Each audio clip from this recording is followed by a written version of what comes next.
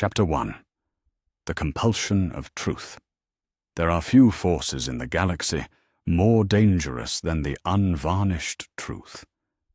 In the grim darkness of the 31st millennium, the Imperium of man had learned to thrive upon necessary lies and noble deceptions. The Emperor's divinity was proclaimed while he sat upon the golden throne in mortal flesh. The Great Crusade was heralded as liberation, while worlds burned beneath imperial boots. Love between father and sons was assumed, while duty took precedence over affection. Yet even the master of mankind, architect of humanity's greatest triumph, could not have foreseen the moment when truth would become a weapon turned against his own heart. The celebrations had thundered through the imperial palace for 7 days. Word had reached Terra of the compliance of the Ultramar sector, that crown jewel of human achievement beyond the Sol system. Robut Gilliman had delivered not merely conquest, but something rarer still, a functioning civilization that could serve as a beacon for all the scattered worlds of humanity. The palace halls blazed with the light of 1,000 ceremonial fires, their flames casting long shadows that danced like spirits of triumph across walls adorned with the heraldry of 18 Space Marine legions. The Emperor walked among his court with the measured grace of one who bore the weight of species-wide destiny upon his shoulders. Custodians flanked him in burnished auramite, their guardian spears gleaming in the firelight. Yet for all the pageantry that surrounded the celebration, his thoughts dwelt not on the victories already won, but on the countless worlds that still awaited the light of imperial truth. Each compliant system represented millions of souls brought into the fold, but against the vast darkness of the galaxy, even Ultramar seemed little more than a single candle flame in an endless night. Malcador the Sigillite approached through the crowd of revelers, his ancient features grave despite the festive atmosphere. The regent bore in his withered hands a sealed container of midnight black ceramite, its surface etched with warning runes that seemed to writhe and shift when viewed directly. Behind him walked a procession of tech adepts and astropathic scribes, their faces pale beneath their ceremonial hoods. "My lord," Malcador spoke, his voice cutting through the celebration's din with the authority of 10,000 years. "The expedition to Zerion 9 has returned. They bring something that demands your immediate attention." The Emperor's gaze fell upon the container, and for the briefest instant, his perfect features showed something that might have been concern. The psychic emanations radiating from the sealed artifact were subtle, yet unmistakable, a whisper of something ancient and malevolent that had waited in darkness for millennia. This was not the crude brutality of common demons, or the wild madness of unleashed warp energy. This was something far more insidious, a relic crafted with purpose and terrible intelligence. "From the deep vaults of a dead civilization," Malcador continued, his words careful and measured. "The expedition leader reports that the world's population vanished overnight, but their cities remained intact. This was found in their greatest temple, bound with psychic wards that crumbled the moment our forces approached. The container's surface seemed to pulse with a rhythm like a great heart beating in the depths of space. Around them, the celebration continued unaware, but the Emperor's enhanced senses could detect the artifact's influence beginning to spread like ripples in a still pond. Truth sense was awakening in those nearby, not the rough honesty of drunken revelry, but something far more dangerous, the compulsion to speak what lay deepest in the heart, regardless of consequence or wisdom. Within moments, the first manifestations began. A high-ranking administrator, moments before praising the efficiency of the Departamento Munitorum, suddenly declared his belief that half the bureaucracy served only to enrich themselves rather than the Imperium. A remembrancer poet, caught mid-verse about the glory of the Great Crusade, found herself reciting instead about the nightmares that haunted her dreams of burning worlds and screaming children. The changes were subtle at first, but the Emperor's psychic sight could perceive the artifact's influence spreading through the gathered crowd like a contagion of unwanted honesty. The Emperor raised one hand, and the celebration fell silent as 10,000 voices ceased their revelry in perfect unison. His eyes blazed with golden fire as he focused his immense will upon the sealed container, seeking to contain whatever malevolent force dwelt within. Yet even as his psychic might pressed against the artifact's influence, he felt its tendrils worming through his own mental defenses with disturbing ease. This was no crude assault upon his consciousness, but something far more subtle, a gradual erosion of the barriers between thought and speech that had been crafted by hands guided by intelligence older than human civilization. "The container will be taken to the deepest vaults," the Emperor commanded, his voice carrying the weight of absolute authority. Yet even as he spoke, he felt the first stirrings of the compulsion within his own mind. "It will be sealed behind wards of my own devising until we can determine its purpose and origin." But the artifact's influence had already begun its inexorable work. As the Emperor gazed upon the faces of his custodians, these perfect guardians who had served him with unwavering loyalty for centuries, unbidden truth rose in his throat like bile. They were not merely protectors, but symbols of his own inability to trust even his most beloved sons with the full weight of his presence. Each golden warrior represented a barrier between himself and those he claimed to love as family. The thought came unbidden, and with it came the terrible realization that the artifact's power was not merely forcing honesty upon those around it. It was compelling a deeper truth, the kind that dwelt in the spaces between conscious thought and careful word. The kind of truth that, once spoken, could never be unheard. The kind that could shatter the very foundations upon which an empire had been built. Malcador moved closer, his ancient eyes reflecting understanding and growing alarm. "My lord, if this artifact poses a threat to your ability to—" "It poses no threat," the Emperor interrupted. But even as he spoke the words, he felt their falsehood burning in his throat. Around them, the celebration had resumed, but with a different quality now. Conversations carried sharper edges as guests found themselves speaking thoughts they had intended to keep hidden. Laughter became forced as courtiers realized they could no longer maintain the careful facades that court life demanded. The container pulsed again, and the Emperor felt another wave of the compulsion wash over him. For one terrifying moment, he nearly spoke aloud about his true plans for humanity, the golden path that required the deaths of countless billions and the ascension of the species into something beyond mortality. He nearly revealed the weight of knowledge that crushed his soul each day, the burden of being the only one who could see the true scope of the galaxy's darkness and humanity's desperate need for evolution. Instead, he clenched his jaw and gestured for the container to be removed. Yet even as the custodians bore it away toward the palace's deepest vaults, he knew that the damage had already begun. The artifact's influence was not the crude psychic domination of a demon prince or the wild chaos of a warp storm. It was something far more insidious, a slow unraveling of the careful emotional architecture that allowed him to function as both father and emperor, both protector and conqueror. As the last of the celebration's echoes faded into the vast spaces of the imperial palace, the Emperor found himself alone with Malcador in the shadow of the golden throne.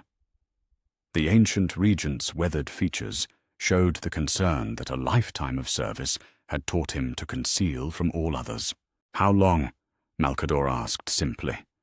The Emperor closed his eyes, feeling the artifact's influence settling into his consciousness like sediment in still water. He had resisted its immediate effects, but something deeper had changed. The careful barriers between his thoughts and his words were eroding, worn thin by psychic forces older and more subtle than any he had previously encountered.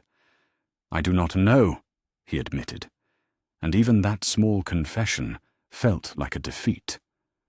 For 10,000 years, he had been certainty incarnate, the living embodiment of humanity's will to survive and thrive among the stars.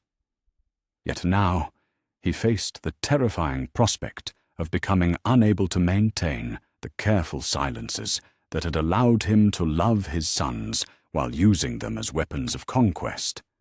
The truth was a burden he had carried alone since the Dark Age, when he first beheld the galaxy's true nature. Soon, if the artifact's influence could not be contained, that truth might pour forth like blood from an opened vein, and the first casualty would be the bonds of love and loyalty that held his family of demigods together.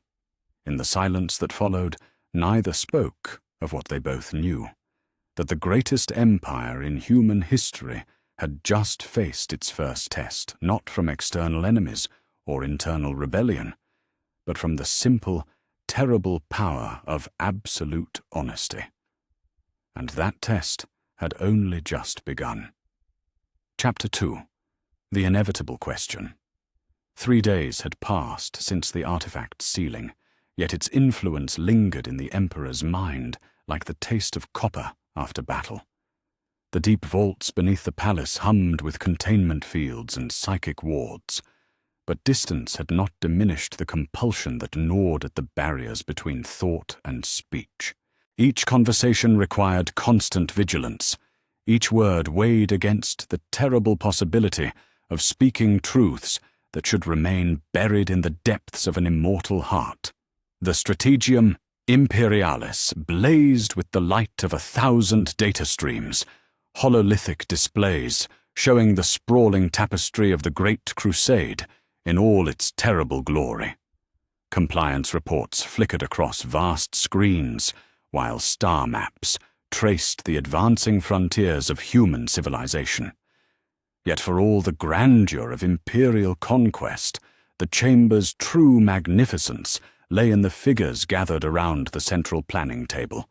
16 of humanity's greatest champions, the gene-forged sons of the master of mankind.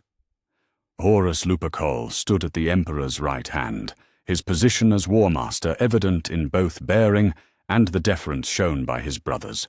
The first-found son wore the authority of supreme command like a perfectly fitted cloak, his every gesture radiating the confidence that had made him the Emperor's chosen instrument of conquest. Yet even Horus could not entirely mask the tension that had settled over the assembly like a shroud. The Ultramar triumph had shifted the delicate balance of responsibilities among the Primarchs, and that shift had bred resentment among those who measured their worth in conquered worlds and compliant populations. Perturabo of the Iron Warriors stood rigid beside his hololithic displays, his scarred features carved from stone as he presented siegework statistics with mechanical precision. Each number he recited carried the weight of a bitter grievance. Worlds taken not through glory, but through grinding attrition, victories measured in acceptable losses rather than celebrated triumphs. The Xerion campaign demonstrates clear tactical deficiencies in siege protocols, Perturabo declared, his voice carrying the flat tone of barely controlled anger.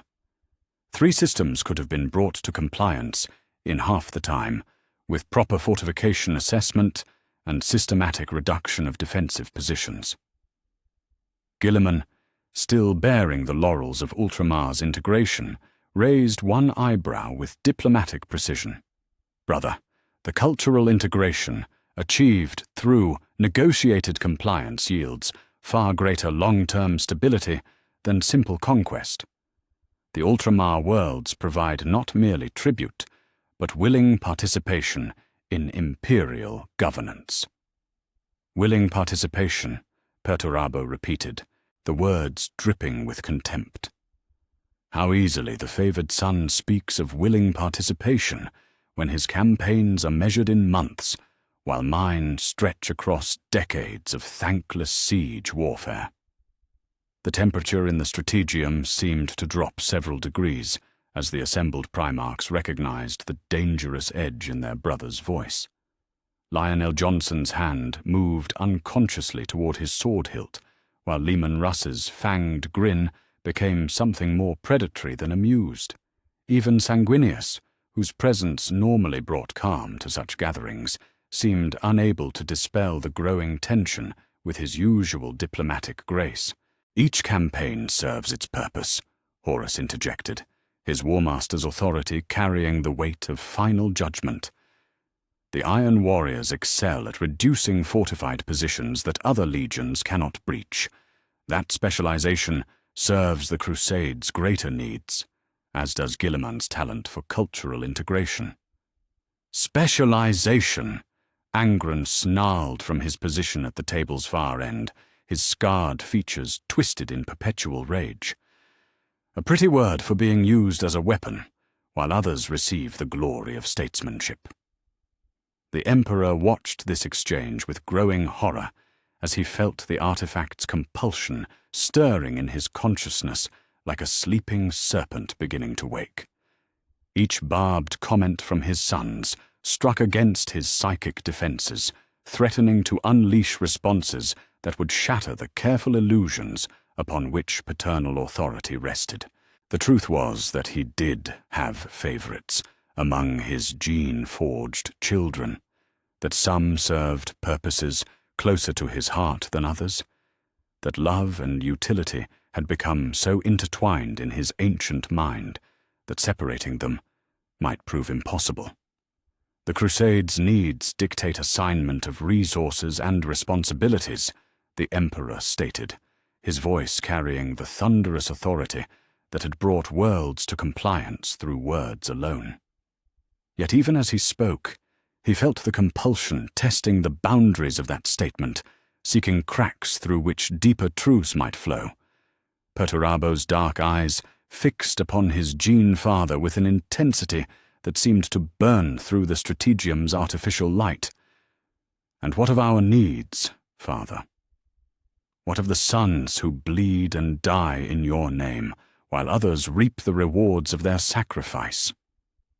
The question hung in the air like an unexploded ordnance shell, its implications clear to every soul present. This was no longer a discussion of tactical doctrine or strategic assignment. This was the fundamental grievance that lay at the heart of every bitter rivalry, every imagined slight, every moment when one Primarch felt diminished in the shadow of another's achievements. "Each of you serves according to your gifts," the Emperor replied, but his words felt hollow even to his own ears. The artifact's influence pressed against his consciousness like acid against armor, seeking to dissolve the careful barriers that allowed him to function as both father and commander. "Gifts," Perturabo repeated, his voice now carrying a dangerous softness that made several of his brothers shift uncomfortably in their seats. "Is that what we are to you, Father? Collections of useful gifts to be deployed according to their tactical value?" The Strategium fell silent, except for the soft humming of data displays and ventilation systems. Every Primarch present understood that their brother's question touched upon the deepest fear that haunted their engineered hearts, that they were tools first and sons second, that their father's love was conditional upon their utility to his grand design. The Emperor felt the compulsion rising in his throat like bile, threatening to spill forth truths that no father should ever speak aloud. He could feel the psychic pressure building behind his eyes, the artifact's influence demanding honesty regardless of consequence. In that moment, he realized with crystalline clarity that the careful lies of paternal love were about to be stripped away like flesh from bone. "You speak of gifts as if they diminish your worth," he began, fighting against the compulsion with every fragment of his vast will. "Yet each of you, which of us do you love most?" Perturabo's question cut through his words like a blade through silk, simple and direct, and utterly devastating in its implications. The silence that followed was absolute. 16 demigods held their breath as they awaited an answer that would reshape the foundations of their existence. Some had never dared to ask the question that haunted their dreams. Others had convinced themselves that the answer didn't matter. All of them, in that moment, understood that they were about to learn whether their father's love was the infinite force they had imagined or something far more limited and terrible in its specificity. The Emperor felt the artifact's compulsion seize control of his vocal cords like a puppeteer taking hold of strings. The barriers he had maintained for millennia crumbled beneath psychic forces older and more insidious than any demon's assault. Truth rose in his throat with the inevitability of a tidal wave, carrying with it the power to destroy everything he had built upon the foundation of necessary illusions. "I will rank you," he heard himself say, the words falling from his lips like drops of molten lead. "I will place each of you in order, according to the love you hold in my heart." The stratagium's silence deepened until it seemed to swallow sound itself. Perturabo's scarred features showed a mixture of triumph and horror as he realized what his bitter question had unleashed. Horus stepped forward as if to speak, then stopped as he recognized the terrible inevitability of what was about to unfold. "Father," Sanguinius whispered, his perfect features showing an anguish that seemed almost blasphemous on one so beautiful. "Please do not. The ranking will be complete and honest," the Emperor continued, his voice now carrying the inexorable weight of psychic compulsion. "Each of you will know precisely where you stand in the hierarchy of my affections." The assembled Primarchs stared at their father, with expressions ranging from anticipation to dread to something approaching terror. They had sought clarity about their place in his heart, but now faced the prospect of receiving an answer that might prove more devastating than any uncertainty. In the depths of the Imperial Palace, psychic wards strained against forces that had already achieved their purpose. The artifact's influence had found its target not in the destruction of the Emperor's mind, but in the unleashing of a truth that would shatter the bonds holding his family of demigods together. The ranking had been demanded, and the ranking would be given. The only question that remained was whether any of them would survive the honesty they had so foolishly requested. Chapter 3. The Burden of Ranking Angels. In the depths of the Imperial Palace, beyond even the reach of the custodian's golden vigil, the Emperor stood alone in the chambers that had witnessed the birth of gods. The sanctum where the Primarchs had been conceived stretched before him, in shadows deeper than the void between stars, its walls bearing the faint, psychic echoes of genetic marvels wrought in ages past. Here, surrounded by the silent machinery of creation, he faced a task that would have broken lesser minds: the quantification of love for beings who were simultaneously his greatest triumph and his most profound burden. Malcador had followed him into these sacred depths, the ancient regent's footsteps echoing with the weight of 10 millennia's worth of shared secrets.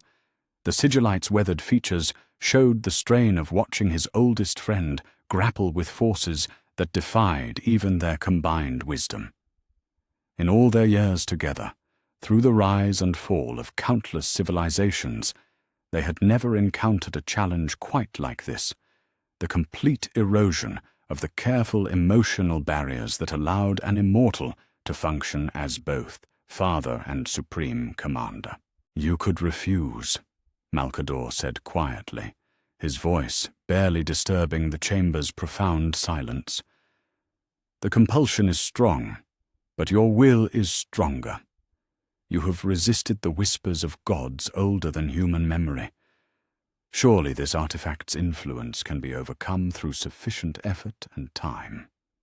The Emperor turned from the genetic laboratories, where 18 miracles had taken form, his golden eyes reflecting depths of anguish that no mortal soul could fully comprehend. "The compulsion is not the problem, old friend. The problem is that I know the answer. I have always known the answer. The artifact merely strips away my ability to maintain the necessary lie." The truth was a weight that had pressed upon his consciousness since the moment each Primarch had drawn their first breath.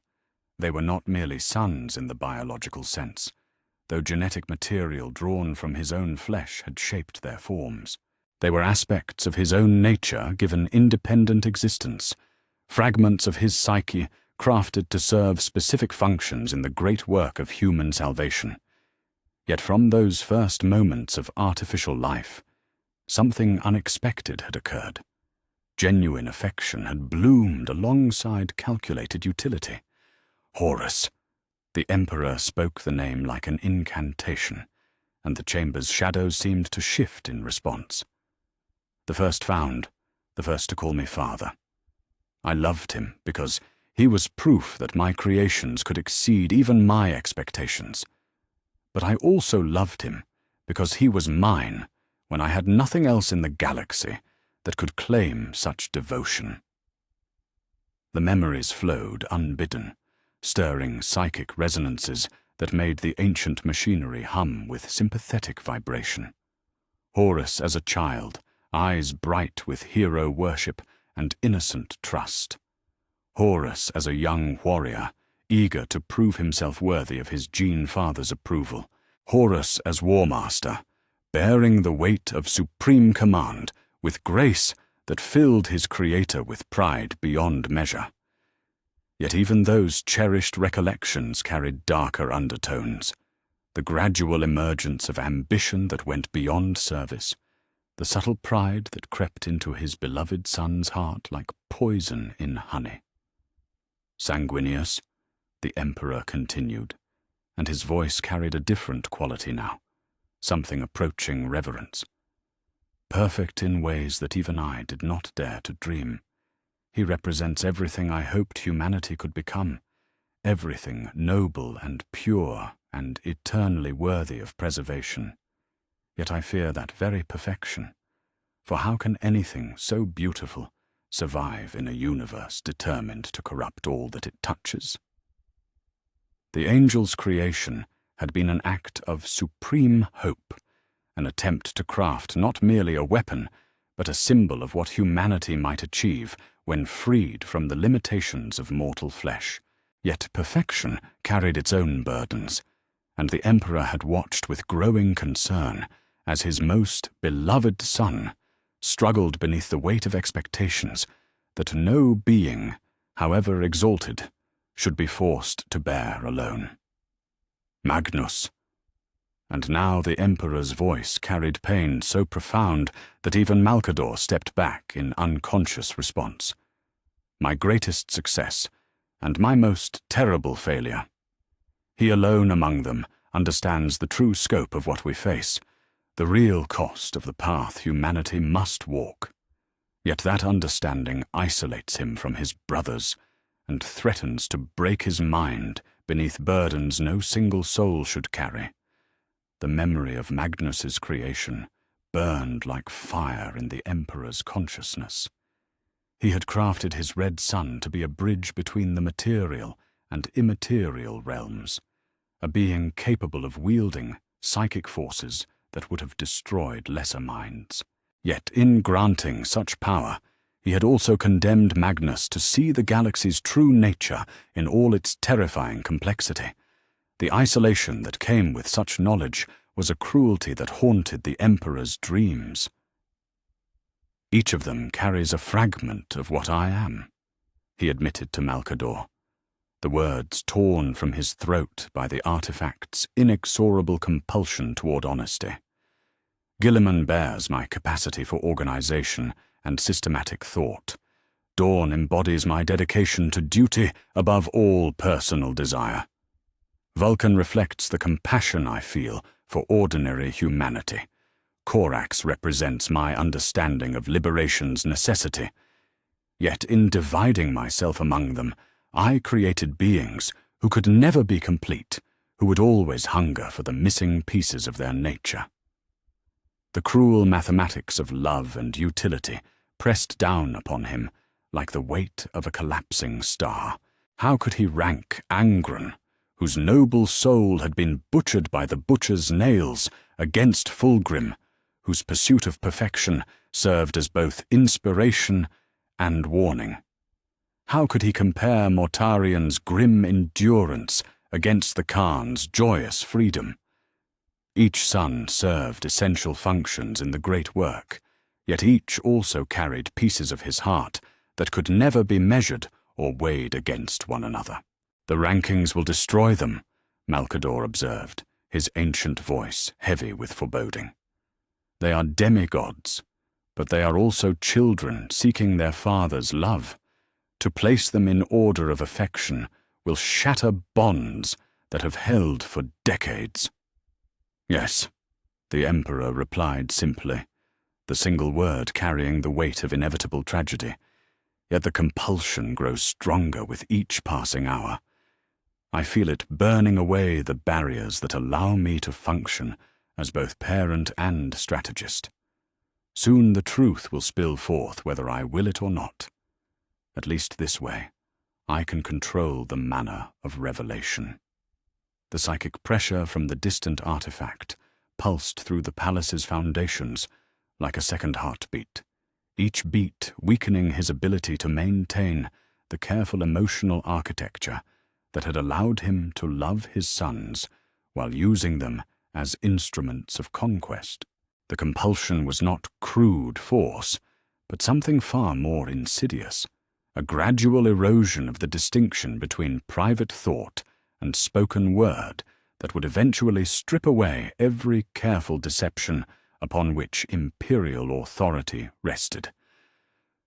"Perturabo believes himself unloved because I assign him to siege warfare rather than glory campaigns," the Emperor mused, his voice carrying the weight of paternal regret.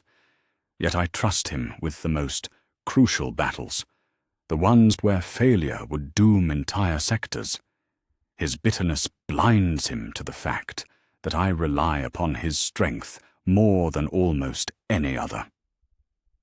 But how can I explain that utility and love have become so intertwined in my ancient heart that I can no longer separate them?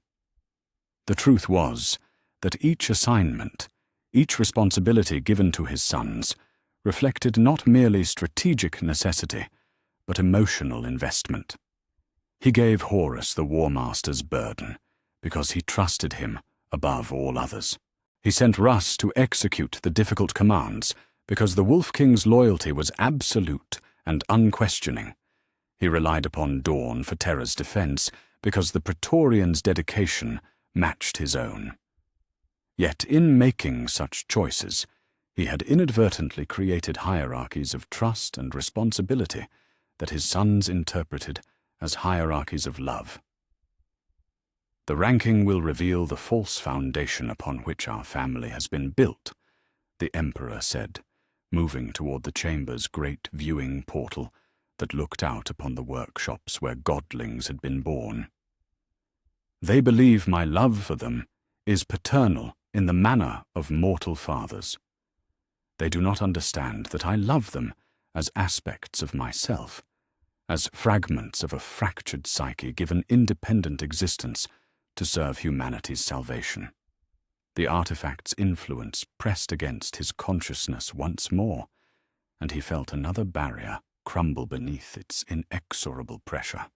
Soon, very soon, the compulsion would become irresistible, The rankings would be spoken, the hierarchy made manifest, and the careful illusions that allowed 18 demigods to function as brothers would be shattered beyond any hope of repair.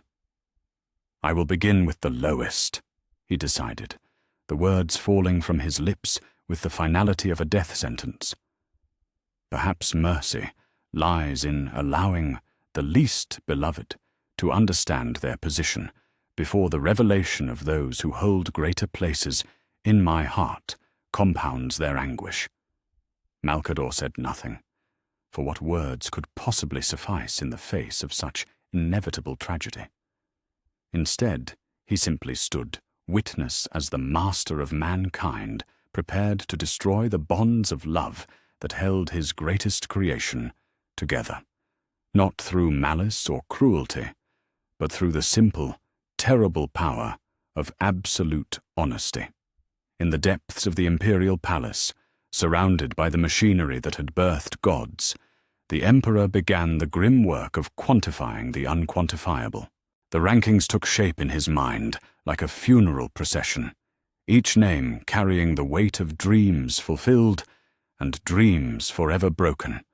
The burden of loving angels, he realized, was that even divine affection must eventually be measured against the cruel mathematics of survival and necessity. Chapter 4. The Methodology of Impossible Love. The emperor stood before a vast hololithic display that filled the chamber's curved wall with the images of his 18 sons, each rendered in perfect detail, down to the scars that marked their gene-forged flesh. The faces of demigods gazed back at him, with expressions captured in moments of triumph, contemplation, and grim determination. Yet for all their divine perfection, they remained his children, and the task of ranking them according to love seemed no less impossible than measuring the relative brightness of stars or weighing the depths of oceans. "There must be criteria," he spoke aloud, his voice echoing in the chamber's vast emptiness. "Some framework through which the chaos of emotion can be given order and meaning." Malcador remained silent, understanding that his oldest friend was not seeking counsel, but rather speaking thoughts that demanded voice to maintain their clarity. The artifact's influence pressed against both their minds now, its compulsion growing stronger with each passing hour.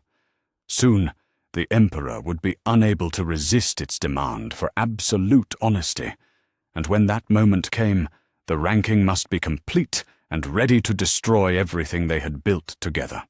The emperor raised one hand, and the hololithic display shifted to show 3 intersecting spheres of light, each representing a different aspect of the relationship between creator and created. "Loyalty," he said, and the first sphere blazed with golden radiance. Not mere obedience, but the deeper commitment that transcends circumstance and convenience. The willingness to stand by my side, even when the path leads through darkness. Horus's image moved to occupy the center of the first sphere, his noble features reflecting the unwavering devotion that had earned him the title of War Master. Yet even as the emperor gazed upon his first found son, darker currents stirred in his ancient consciousness. Loyalty given freely was precious beyond measure, but loyalty that expected reward or recognition carried within it the seeds of eventual betrayal. Horus loved him, but Horus also expected that love to be returned in equal measure, and such expectations created vulnerabilities that enemies might exploit. "Competence," the emperor continued, and the second sphere ignited with silver fire. The ability to achieve objectives, regardless of obstacles or opposition. The practical wisdom that transforms vision into reality. Guilliman's image joined the display, his steady gaze reflecting the systematic intelligence that had built Ultramar into a shining example of imperial excellence. The master of the 13th Legion possessed a rare gift for translating grand designs into functional reality, for taking the emperor's vast ambitions and breaking them down into achievable components. Yet competence without passion was merely efficient condemned, and the emperor found himself wondering whether his son's devotion stemmed from genuine affection or simply recognition of superior strategic vision. "Emotional connection," he said finally, and the third sphere blazed with light that shifted between gold and crimson. The indefinable bond that transcends logic and utility, the simple fact that some souls resonate more deeply with one's own nature than others. Sanguinius materialized within the third sphere, his perfect features unmarred by the cynicism that had begun to touch so many of his brothers. The angel represented everything the emperor had hoped humanity might become: noble, compassionate, beautiful in ways that transcended mere physical form. Yet that very perfection created its own burden. For how could any being, however exalted, maintain such purity in a universe determined to corrupt all that it touched? The mathematics prove insufficient, the emperor admitted, watching as the three spheres rotated around each other in complex orbital patterns. Each criterion intersects with the others in ways that defy simple measurement. Dawn's loyalty is absolute, but his emotional distance limits the connection between us. Magnus's psychic bond transcends anything the others can achieve, yet his competence is compromised by intellectual pride. Vulcan's compassion creates profound emotional resonance, but his gentle nature sometimes limits his tactical effectiveness. The hololithic display shifted again, showing each Primarch positioned according to their relative strength in each category. The results created a complex, three-dimensional map of relationships that defied any attempt to establish clear hierarchies. Russ scored highest in loyalty, but lower in intellectual competence. The Lion's tactical brilliance was offset by emotional barriers that even a father's love struggled to penetrate. Ferrus Manus's dedication to perfection created both profound competence and troubling emotional distance. Angron presents the cruelest paradox, the emperor mused, his voice carrying the weight of paternal anguish. Beneath the rage and the neural damage lies a soul of such nobility that it breaks my heart to witness its suffering. Yet the butcher's nails have made him nearly unusable as anything but a weapon of last resort. How do I rank a son whose potential greatness has been forever compromised by circumstances beyond his control? The gladiator Primarch's image flickered between positions on the display, his scarred features bearing witness to torments that no amount of love could heal. The emperor had found him too late to prevent the installation of the archaeotech that had turned a noble warrior into an engine of perpetual fury. Yet beneath that manufactured rage burned a spirit that commanded respect and, yes, a form of love that transcended utility or strategic value. Mortarion and Kurz represent different forms of necessary darkness, he continued, manipulating the display to show the Death Guard and Night Lord's Primarchs side by side. Both understand aspects of warfare that their more noble brothers cannot grasp. Both serve functions essential to the Crusade's success. Yet their methods create distance between us that grows wider with each passing campaign. The pale figure of the Death Lord stood in stark contrast to the shadow-wreathed form of the Night Haunter, yet both carried within them the capacity for horrors that even the Emperor sometimes found difficult to witness. They were necessary tools in humanity's survival, but tools that came with costs that extended beyond mere strategic calculation. Loving them required accepting the darkness they brought to his cause, and such acceptance carried its own burden of complicity. The Khan represents freedom in its purest form, the Emperor reflected, watching as Jagatai's image seemed to move even in hololithic stillness. His joy in speed and independence reminds me of what we fight to preserve. Yet that same independence creates barriers that limit the depth of our connection. He serves the crusade magnificently, but he serves it on his own terms, and those terms sometimes place him beyond my reach. The White Scars. Primarch had always been something of an enigma, loyal to the Imperial cause, but resistant to the rigid structures that governed most Legion operations. His competence was undeniable, his loyalty unquestioned, yet the emotional connection remained elusive, not absent, but filtered through layers of cultural difference and philosophical independence that made true intimacy difficult to achieve. Perturabo's bitterness blinds him to the trust I place in his abilities, the Emperor said, studying his fourth son's image with something approaching regret. I assign him to siege warfare, not as punishment, but because he excels at breaking what others cannot. Yet he interprets utilization as evidence of diminished affection, creating a spiral of resentment that damages both his effectiveness and our relationship. The Iron Warriors. Primarch stood rigid in his hololithic representation, his scarred features reflecting the accumulated grievances of decades spent in thankless campaigns. The Emperor could see the boy who had once looked upon him with such hope and wonder. But that child had been buried beneath layers of perceived neglect and professional disappointment. Loving Perturabo had become an exercise in reaching across an ever-widening chasm of mutual misunderstanding. Fulgrim pursues perfection with an intensity that both inspires and concerns, he noted, watching as the Phoenix Primarch's image seemed to shimmer with barely contained ambition. His dedication to excellence serves as an example to all the legions, yet I fear that his pursuit of idealized achievement may lead him down paths that compromise the very values he seeks to embody. The Emperor's children. Primarch represented the dangerous seduction of absolute standards, the belief that perfection could be achieved through sufficiently focused effort and will.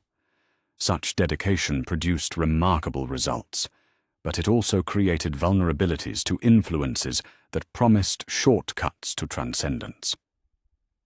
The Emperor loved Fulgrim's ambition while fearing its ultimate destination. Alpha Legion remains the greatest cipher, he admitted, studying the twins who shared command of the 20th Legion. Their methods serve Imperial objectives with ruthless efficiency, yet their secrecy creates barriers that even I struggle to penetrate. They are loyal to the cause, but whether they are loyal to me personally remains an open question. Alpharius and Omegan stood as shadowed figures in the display, their faces obscured by the same mysteries that shrouded their legion's operations. They were effective beyond question, their competence in matters of intelligence and infiltration unmatched by any other force at his disposal. Yet the emotional connection remained frustratingly incomplete, filtered through layers of operational security that made genuine intimacy nearly impossible. The ranking must account for all these variables, while acknowledging that love cannot be reduced to mere arithmetic, the Emperor concluded, watching as the hololithic display began to arrange his sons in a preliminary hierarchy. Yet the compulsion demands precision, demands that I speak numbers where only feelings should exist. The first draft of the ranking materialized in the chamber's artificial light, each name carrying the weight of dreams fulfilled and dreams broken. The Emperor stared at the list with growing horror, understanding that the moment it was spoken aloud, the bonds that held his family together would be shattered beyond any hope of repair.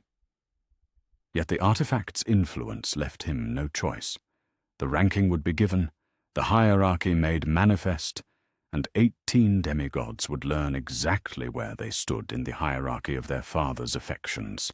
The mathematics of impossible love had been calculated, and the results would damn them all. Chapter 5. The announcement approaches. Word spread through the imperial palace like fire through dry parchment, carried on whispers that echoed through corridors built to house gods. Servants spoke in hushed tones of the emperor's withdrawal to his private chambers, of conferences with the sigillite that stretched through the night hours, of preparations for a gathering that would reshape the foundations of the Great Crusade itself. Yet for all their speculation, none among the mortal population of Terra could truly grasp the magnitude of what approached, the systematic destruction of bonds that had held 18 demigods together as brothers. The Primarchs themselves felt the tremors of approaching catastrophe through psychic resonances that transcended mere rumor. Each possessed senses refined beyond mortal comprehension, and all detected the subtle shifts in their gene-fathers' psychic emanations that spoke of decisions made and consequences accepted. What had begun as strategic disagreement in the strategium had metastasized into something far more dangerous, a crisis that would test every assumption upon which their fraternal bonds were built. Robert Guilliman paced the length of his temporary quarters with mechanical precision, his analytical mind racing to find solutions to a problem that defied logical resolution. The Master of Ultramar had spent decades building consensus among diverse populations, creating unity from chaos through careful diplomacy and systematic governance. Yet the challenge now facing his family seemed to resist every tool in his considerable arsenal of political wisdom. There must be a way to prevent this madness, he spoke to the empty chamber, his voice carrying the frustration of a mind accustomed to solving complex problems through methodical analysis. Rankings imply hierarchy, and hierarchy among brothers can only breed resentment and division. Yet even as he sought solutions, Guilliman found his thoughts drifting toward darker considerations. If the Emperor truly intended to rank his sons according to love, where might the Master of the 13th Legion find himself positioned? His achievements in Ultramar were undeniable, his strategic competence proven across 100 campaigns.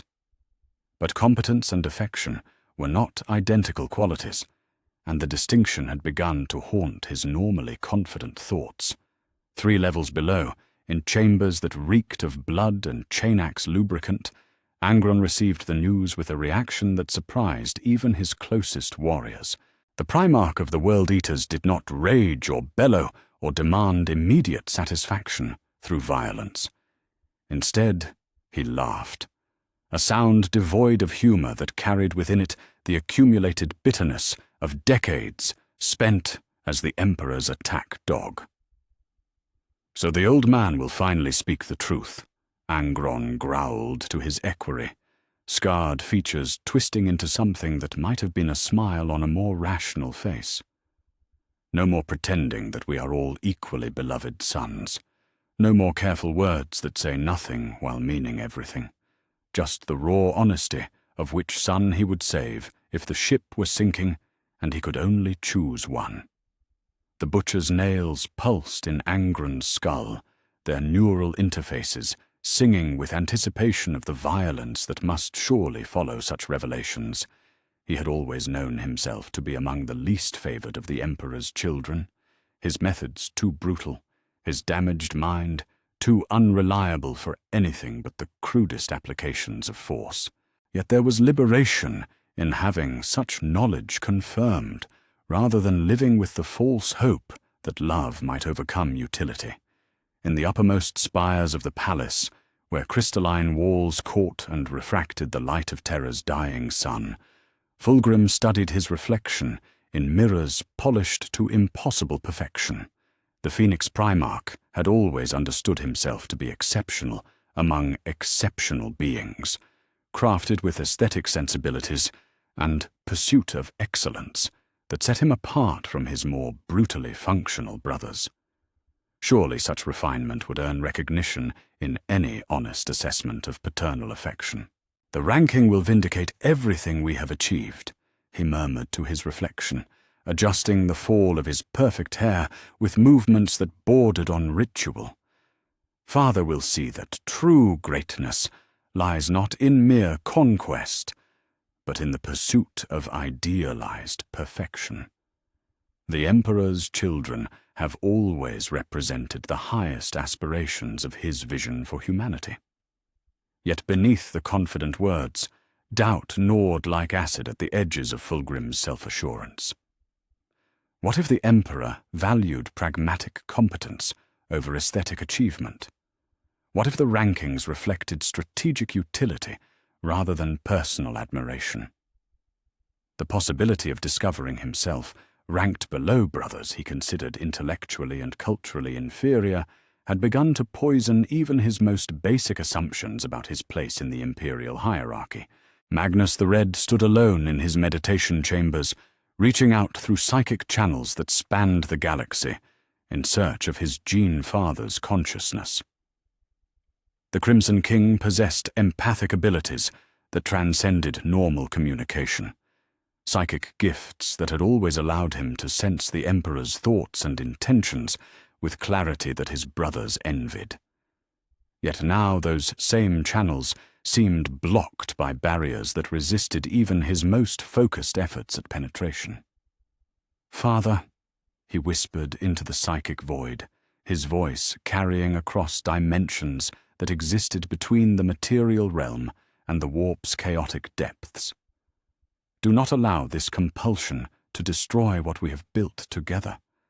The bonds between us are stronger than any artifact's influence." No response came through the Empyrean silence, only the distant echo of psychic forces that felt alien and malevolent in their patient persistence. Magnus could sense the artifact's influence like a cancer eating at his gene father's mental defenses, could feel the inexorable pressure that would soon make honesty unavoidable. The Thousand Sons, Primarch, understood better than any of his brothers the true scope of what approached, not mere embarrassment or wounded pride, but the complete restructuring of family bonds according to mathematical principles that love was never meant to endure. Deep in the palace's forges, where the heat of creation blazed eternal, Vulcan worked metal with hands that had crafted weapons for gods, while his mind wrestled with problems that no amount of technical skill could solve.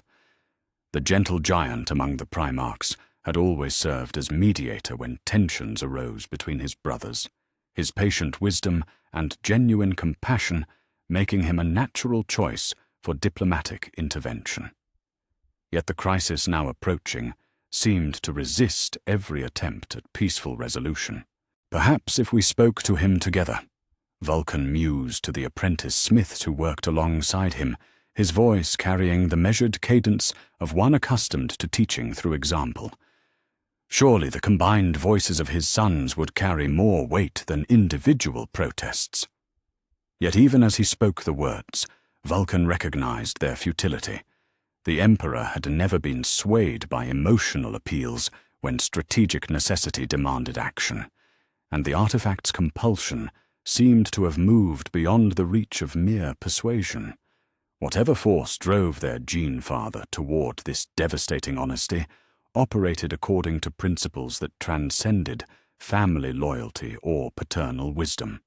Lionel Johnson maintained his vigil in chambers decorated with the heraldry of ancient Caliban, his noble features betraying nothing of the turmoil that raged beneath their composed surface. The First Legion's Primarch had always struggled with the emotional complexities of brotherhood, his instincts shaped by years of solitary survival in forests where trust was a luxury few could afford. Yet for all his emotional distance, the Lion possessed pride enough to power a star's fusion, and that pride now warred with fears he could barely acknowledge. "I am the first," he reminded himself, the words carrying the weight of absolute conviction. The prototype from which all others were derived. Surely that grants some measure of precedence in any honest assessment of worth and affection. Yet doubts crept through even the lion's formidable mental defenses, like shadows through a forest at twilight. The Emperor had never shown particular favoritism toward the First Legion, despite their historical precedents. Other brothers had received War Master appointments, special honors, crucial assignments that seemed to reflect greater trust and confidence. Perhaps being first meant nothing more than being the rough draft for more refined creations. Throughout the palace, similar conversations unfolded as 16 demigods grappled with questions that had always lurked beneath the surface of their fraternal relationships. Rogel Dawn retreated into stoic silence, his fortress mind locking away fears that threatened to undermine the absolute dedication that defined his existence. Leman Russ prowled his chambers like a caged wolf, alternating between loyalty to his gene father and protective instincts toward brothers who might soon be wounded beyond healing. Korax withdrew into shadows that matched his legion's methods, his analytical mind cataloguing every slight and favor that might influence the coming rankings. Conrad Kurz laughed at the approaching chaos with the bitter humor of one who had always known that family bonds were illusions painted over deeper truths about power and utility. Mortarion embraced the coming revelation with the grim satisfaction of one who preferred harsh honesty to comfortable lies. The Alpha Legion twins remained mysteriously absent from the palace's growing tensions, their whereabouts unknown even to their closest allies. Yet their absence spoke volumes about the crisis that approached. Even the masters of intelligence and infiltration had found no way to prevent the coming catastrophe through their usual methods of manipulation and misdirection. As night fell over Terra's ancient surface, the Imperial Palace hummed with nervous energy that set every psychic sensitive on edge. Preparations had begun for a gathering that would bring all available Primarchs together in the throne room, where their gene father would speak truths that had been hidden since their creation.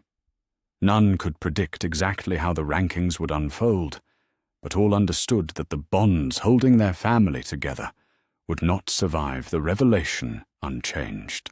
In the darkness between sunset and dawn, 18 sons of the Master of Mankind prepared to learn exactly how much their father loved them.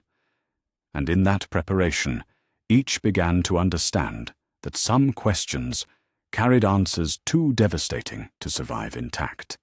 The announcement approached like a condemned date, marking not just the end of comfortable illusions, but the beginning of a new and terrible chapter in the history of humanity's greatest family. Truth was coming, absolute and unforgiving, and with it the destruction of everything they had believed about love, loyalty, and the bonds that held demigods together as brothers. The rankings would remake them all, and none would emerge from their revelation unchanged. Chapter 6. The first 5 revealed. The throne room of the Imperial Palace blazed with the light of 10,000 lumens, its vast expanse capable of holding entire armies, yet somehow feeling cramped when filled with the presence of 17 Primarchs. The Master of Mankind sat upon the golden throne in silence that pressed against the assembled demigods like the weight of a collapsing star. Each gene-forged son bore the marks of their individual campaigns. Dawn's armor, bearing fresh scars from Sebastus IV, Russ still carrying the scent of Fenrisian ice, Magnus's crimson skin bearing the subtle glow of recent psychic exertion. Yet for all their individual magnificence, they stood united in shared apprehension of what was to come. The Emperor's golden eyes swept across his assembled children with an expression that mixed infinite love with inevitable tragedy. The artifact's compulsion had grown stronger with each passing hour, its psychic tendrils now so deeply embedded in his consciousness that resistance had become impossible. The barriers between thought and speech had eroded beyond repair, leaving him no choice but to speak truths that would shatter the bonds holding his family together. The rankings burned in his mind like brands of molten metal, each name carrying the weight of divine judgment and paternal failure. "My sons," he began, his voice carrying the thunderous authority that had brought 1,000 worlds to compliance. Yet beneath that power lay an undertone of anguish that made several Primarchs shift uncomfortably. "You have demanded honesty regarding my feelings toward each of you. The compulsion that drives this revelation leaves me no choice but to provide the ranking you have requested." Horus stepped forward, his position as War Master giving him precedence even in this most personal of gatherings. The first-found son's noble features showed a mixture of regret and protective instinct, as if he might somehow shield his brothers from what was to come. "Father, perhaps we spoke in haste. The bonds between us have always been." "The bonds between us are built upon necessary illusions," the Emperor interrupted, his voice carrying the inexorable weight of psychic compulsion. "Illusions that have served their purpose but can no longer be maintained. You will hear the truth, complete and unvarnished, regardless of its consequences." The assembled Primarchs fell silent, understanding that their Gene Father had moved beyond the reach of persuasion or appeal. Whatever force drove this revelation operated according to principles that transcended family loyalty or strategic wisdom.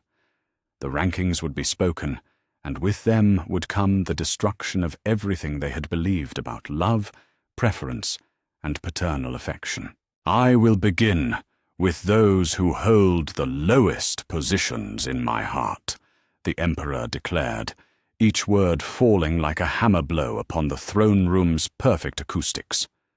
"Not because they lack worth, but because the cruel mathematics of love demand hierarchy, even where none should exist." The silence that followed was absolute. 17 demigods holding their breath as they awaited verdicts that would reshape the foundations of their existence.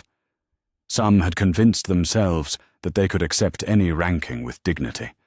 Others had prepared elaborate rationalizations for potential disappointment. None were truly ready for the systematic destruction of their most fundamental assumptions about their father's love. "18th in my affections," the Emperor spoke with voice heavy as a funeral dirge, "stands Angron of the 12th Legion." The words struck the throne room like psychic lightning, their implications clear to every soul present. Angron himself showed no surprise, his scarred features twisting into something that might have been a smile on a more stable mind. The butcher's nails pulsed in his skull, their neural song rising to crescendo as vindication flooded through his damaged consciousness. He had always known himself to be the least beloved, the most broken of his father's children. "The Gladiator King possesses a soul of nobility that breaks my heart to witness," the Emperor continued, his voice carrying genuine anguish. "Yet the butcher's nails have made him nearly unusable as anything but a weapon of last resort. I love what he could have been, mourn what he has become, and fear what he may yet become if his rage continues uncontrolled." Angron threw back his head and laughed, the sound echoing through the throne room like the howl of a dying beast. "Truth at last!" he bellowed, his voice carrying the accumulated bitterness of decades spent as an attack dog. No more pretty words about necessary duties and honored service, just the raw honesty that I am broken goods, useful only for ending until something ends me in return. The other Primarchs stared at their brother in horror, understanding for the first time the depth of pain that had always lurked beneath his manufactured rage. Yet before any could speak words of comfort or protest, the Emperor's voice continued with the inevitability of a falling executioner's blade. 17th in my affections stands Conrad Kurz of the 8th Legion. The Night Haunter's pale features showed no emotion beyond a slight tightening around his dark eyes. He had always embraced his role as humanity's necessary monster, the creature that stalked in shadows to preserve the light that others took for granted. Yet hearing his position confirmed in such stark terms struck deeper than any physical wound could have managed. The Night Haunter serves a function that civilization requires, but cannot acknowledge, the Emperor explained, his voice carrying the weight of strategic necessity. He embodies justice through terror, order through fear. Yet that very darkness creates barriers between us that even paternal love cannot fully bridge. I value his service while mourning what it has cost his soul. Kurz's laughter was softer than Angron's, but infinitely more disturbing, carrying within it the accumulated madness of decades spent inflicting necessary horrors. "How refreshing," he murmured, his voice barely audible, yet somehow carrying to every corner of the vast chamber, to hear acknowledged that I am loved not despite my nature, but because of my utility as a weapon of terror. 16th in my affections, the Emperor continued, each word now carrying the weight of a death sentence, stands Perturabo of the 4th Legion. The Iron Warrior's Primarch went rigid, his scarred features reflecting shock that cut deeper than any siege warfare had ever managed. Perturabo had expected disappointment, had prepared himself for confirmation of perceived neglect, yet hearing his position, stated with such mathematical precision, proved more devastating than he had imagined. The bitter vindication he had sought transformed into ashes in his mouth. The Lord of Iron possesses brilliance that could reshape the galaxy, the Emperor said, his voice carrying genuine regret. Yet his bitterness at being assigned siege warfare rather than glory campaigns has consumed him. He interprets utilization as evidence of diminished affection, creating resentment that damages both his effectiveness and our relationship. I value his strength while mourning his growing distance from joy. Perturabo's hands clenched into fists that could have shattered ceramite, his body trembling with the effort of containing emotions that threatened to tear his sanity apart. Utilization, he repeated, his voice carrying the accumulated weight of every thankless campaign, every grinding siege that had claimed thousands of his sons. You speak of utilization as if it were honor rather than burden. 15th in my affections, the Emperor pressed on, unable to stop the revelation, even as he watched it destroy his children, one by one, stands Lorgar of the 17th Legion.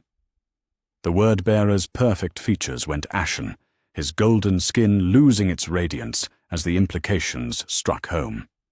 Lorgar had spent decades crafting the perfect city of Monarchia as a monument to his Gene Father's divinity, only to watch it burn beneath imperial guns as punishment for his emperor worship. Yet even that devastating humiliation paled beside the knowledge that his religious devotion had earned him such a low position in his father's heart. The bearer of the word possesses faith that could move mountains, the Emperor said, his voice now openly sorrowful. Yet his insistence on worshipping me as a god rather than understanding me as a man creates barriers that prevent genuine connection. The destruction of Monarchia was necessary to prevent the spread of religious thinking that would doom humanity to eventual destruction. Yet I fear the lesson was learned too late and at too great a cost. Lorgar fell to his knees, his perfect composure cracking like flawed ceramite under pressure. Tears streamed down his golden cheeks as decades of careful theological construction collapsed beneath the weight of paternal rejection. I sought only to honor you, he whispered, his voice barely audible, to give humanity something greater than mere survival. 14th in my affections, the Emperor concluded this devastating opening salvo, stands Mortarion of the 14th Legion. The Death Lord's pale features showed no surprise, only the grim satisfaction of one who had always known himself to be unloved. Mortarion had never sought his Gene-Father's approval in the manner of his brothers, had never crafted elaborate justifications for his methods or philosophies. He served the Imperium because it was necessary, not because he expected gratitude or affection in return. The Death Lord embodies endurance in its purest form, the Emperor said, his voice heavy with the weight of strategic appreciation, shadowed by emotional distance. Yet his rejection of my intervention on Barbarous, his stubborn insistence on independence, even within imperial hierarchy, creates barriers that prevent deeper connection. I respect his strength, while regretting his distance from warmth and fellowship. Mortarion simply nodded, his weathered features showing neither surprise nor disappointment. "Truth serves better than comfortable lies," he said quietly, his voice carrying the resigned acceptance of one who had never expected love to ease the burden of duty. The throne room had fallen into a silence, deeper than the void between stars. 17 demigods processing revelations that would reshape every assumption upon which their existence had been built. The lowest rankings had been announced, and with them had come the systematic destruction of illusions that had held the imperial family together for decades. Those who had been named stared at their Gene-Father with expressions ranging from bitter vindication to crushing devastation. Those who remained unranked found themselves torn between relief at escaping the initial condemnation and growing dread about where they might fall in the hierarchy to come. Brotherhood bonds that had survived the crucible of galactic conquest were cracking beneath the weight of mathematical honesty about paternal affection.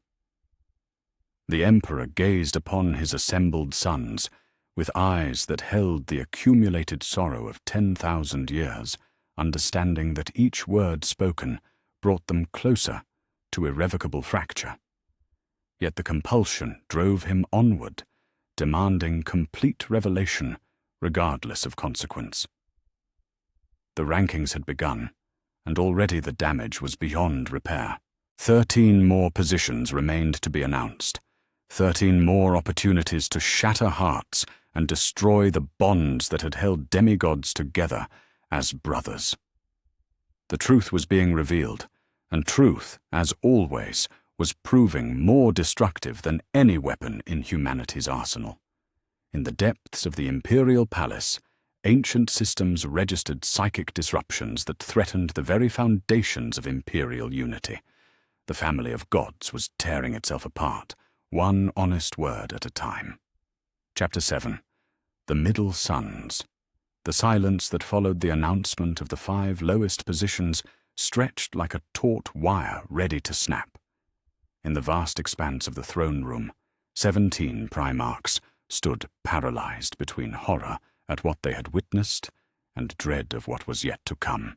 Those who had been named struggled with emotions that ranged from bitter vindication to crushing devastation, while their unranked brothers found themselves calculating terrible possibilities about their own positions in the hierarchy of paternal affection. Sanguinius stepped forward, his perfect features etched with anguish that seemed almost blasphemous on one so beautiful. The angel's voice carried a desperate edge as he spoke words that seemed to tear from his throat. "Father, please.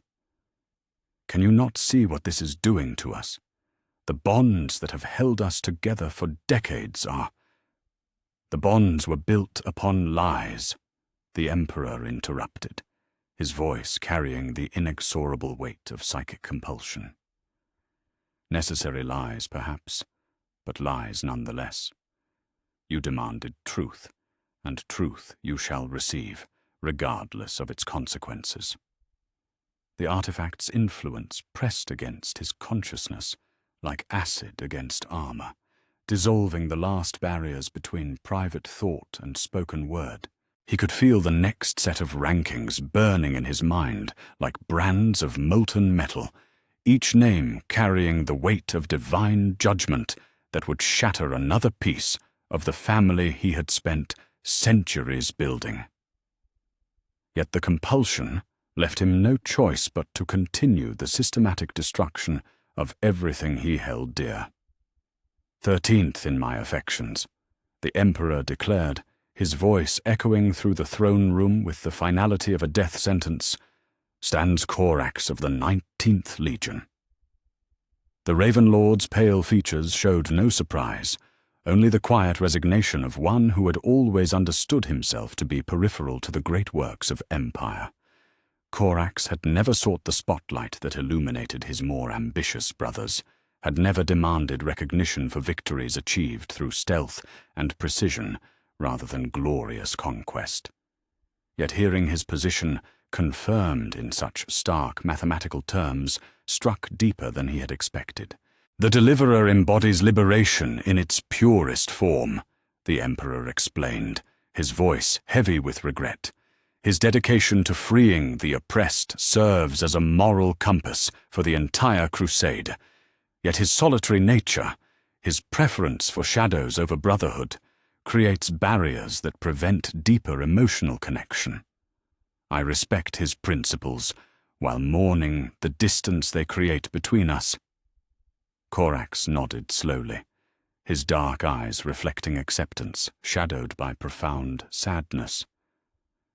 I have always walked alone, he said quietly, his voice barely disturbing the throne room's oppressive silence. Perhaps that isolation was always destined to extend even to family bonds. 12th in my affections, the Emperor continued, unable to stop the revelation even as he watched it destroy another son's sense of belonging, stands Ferrus Manus of the 10th Legion. The Gorgon's metallic features went rigid, his silver hands clenching into fists that could have shattered ceramite. Ferrus had always prided himself on the perfection of his works, the flawless condemned that made his legion's equipment the envy of all others. Yet that same pursuit of mechanical excellence had perhaps cost him something more valuable than any weapon could provide, the warmth of genuine emotional connection with his gene father. The Gorgon represents the pinnacle of technical achievement, the Emperor said, his voice carrying genuine admiration shadowed by paternal sorrow. His pursuit of perfection in all things serves as an inspiration to the Mechanicum and his brother legions alike. Yet that same focus on flawless condemned creates emotional distance. He loves the idea of perfection more than the messy reality of family bonds, and that philosophical distance limits our connection. Ferrus Manus turned his silver gaze toward Fulgrim, seeking some sign of support from the brother who had always understood his pursuit of excellence. Yet the Phoenix remained silent, his own perfect features reflecting the growing horror of realizing that even competence and achievement might not guarantee high position in their father's heart. 11th in my affections, the Emperor pressed onward, each word now a weapon turned against his own family, stands Jagatai Khan of the 5th Legion. The Khan's weathered features showed neither surprise nor disappointment, only the calm acceptance of a soul that had always valued freedom over security. The White Scar's Primarch had never sought to bind himself too closely to imperial orthodoxy, had always insisted on serving the crusade according to his own cultural values and tactical preferences. Yet hearing that independence quantified as emotional distance carried an unexpected sting.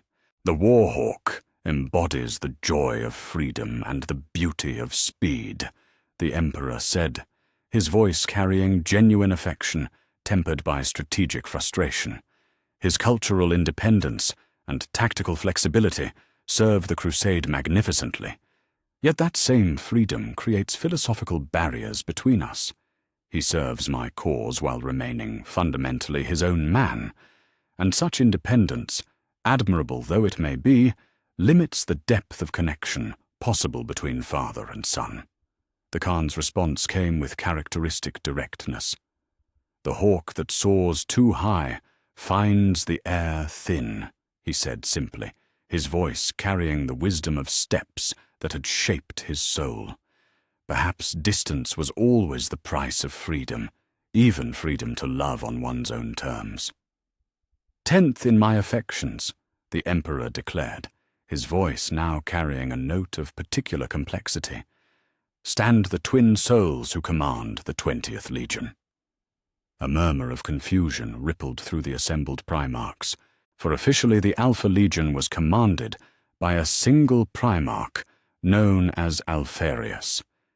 Yet the Emperor's phrasing suggested knowledge deeper than public records indicated, awareness of secrets that even most of his sons did not share. The implications were staggering. If there were indeed 2 Primarchs sharing command of the 20th Legion, what other secrets might be hidden within the Imperial hierarchy?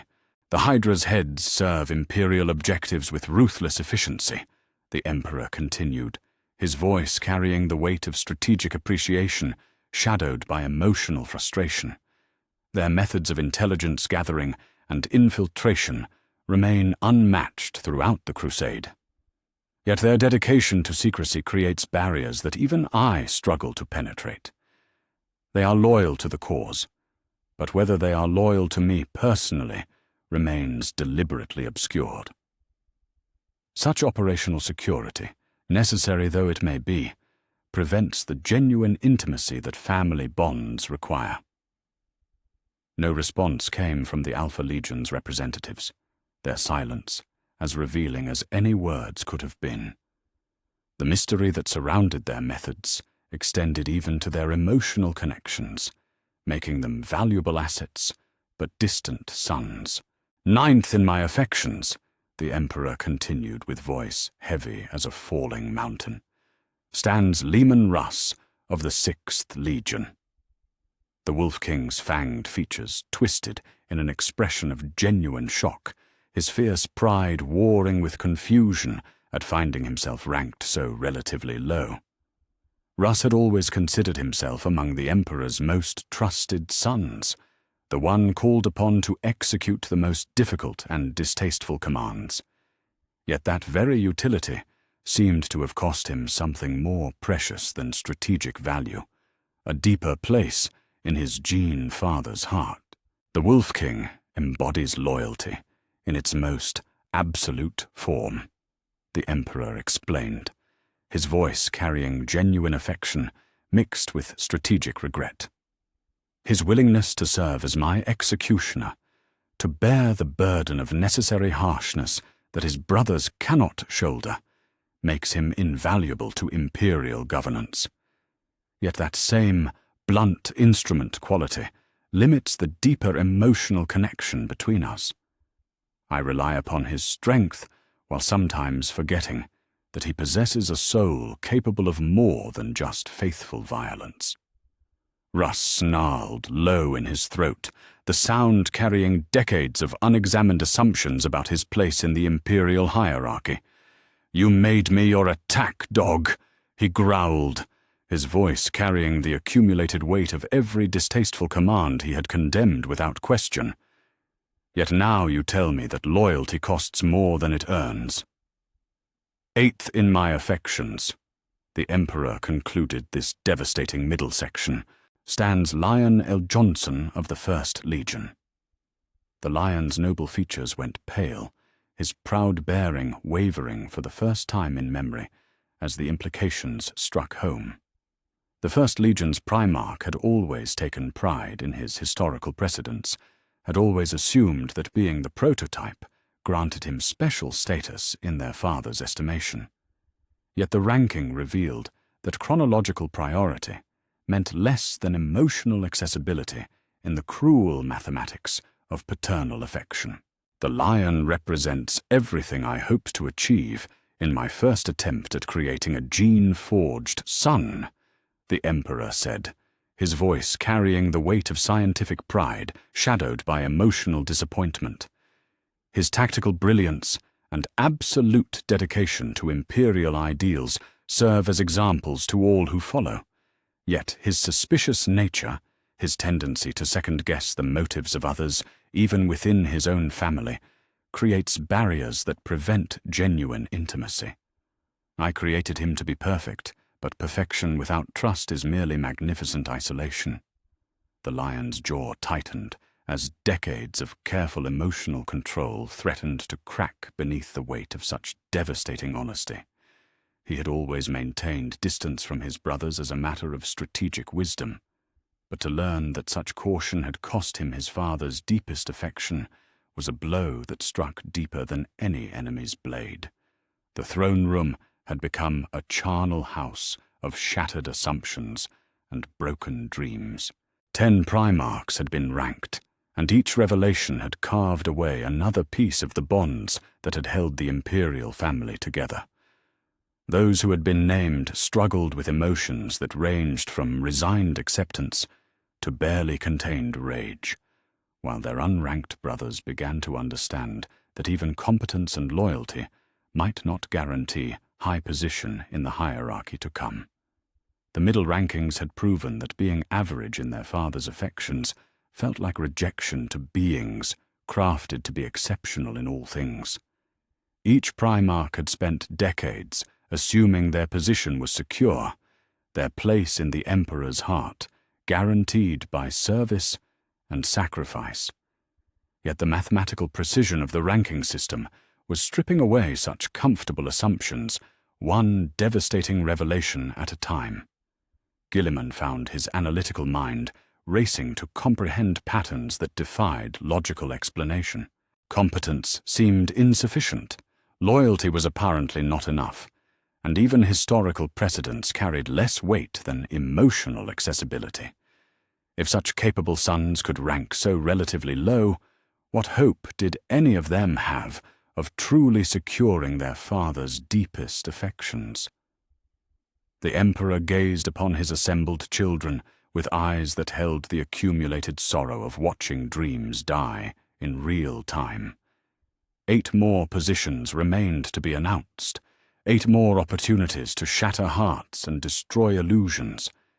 Yet the compulsion drove him onward with inexorable force, demanding complete honesty regardless of the devastation it wrought. The ranking continued, and with each revelation, the bonds holding demigods together as brothers grew weaker.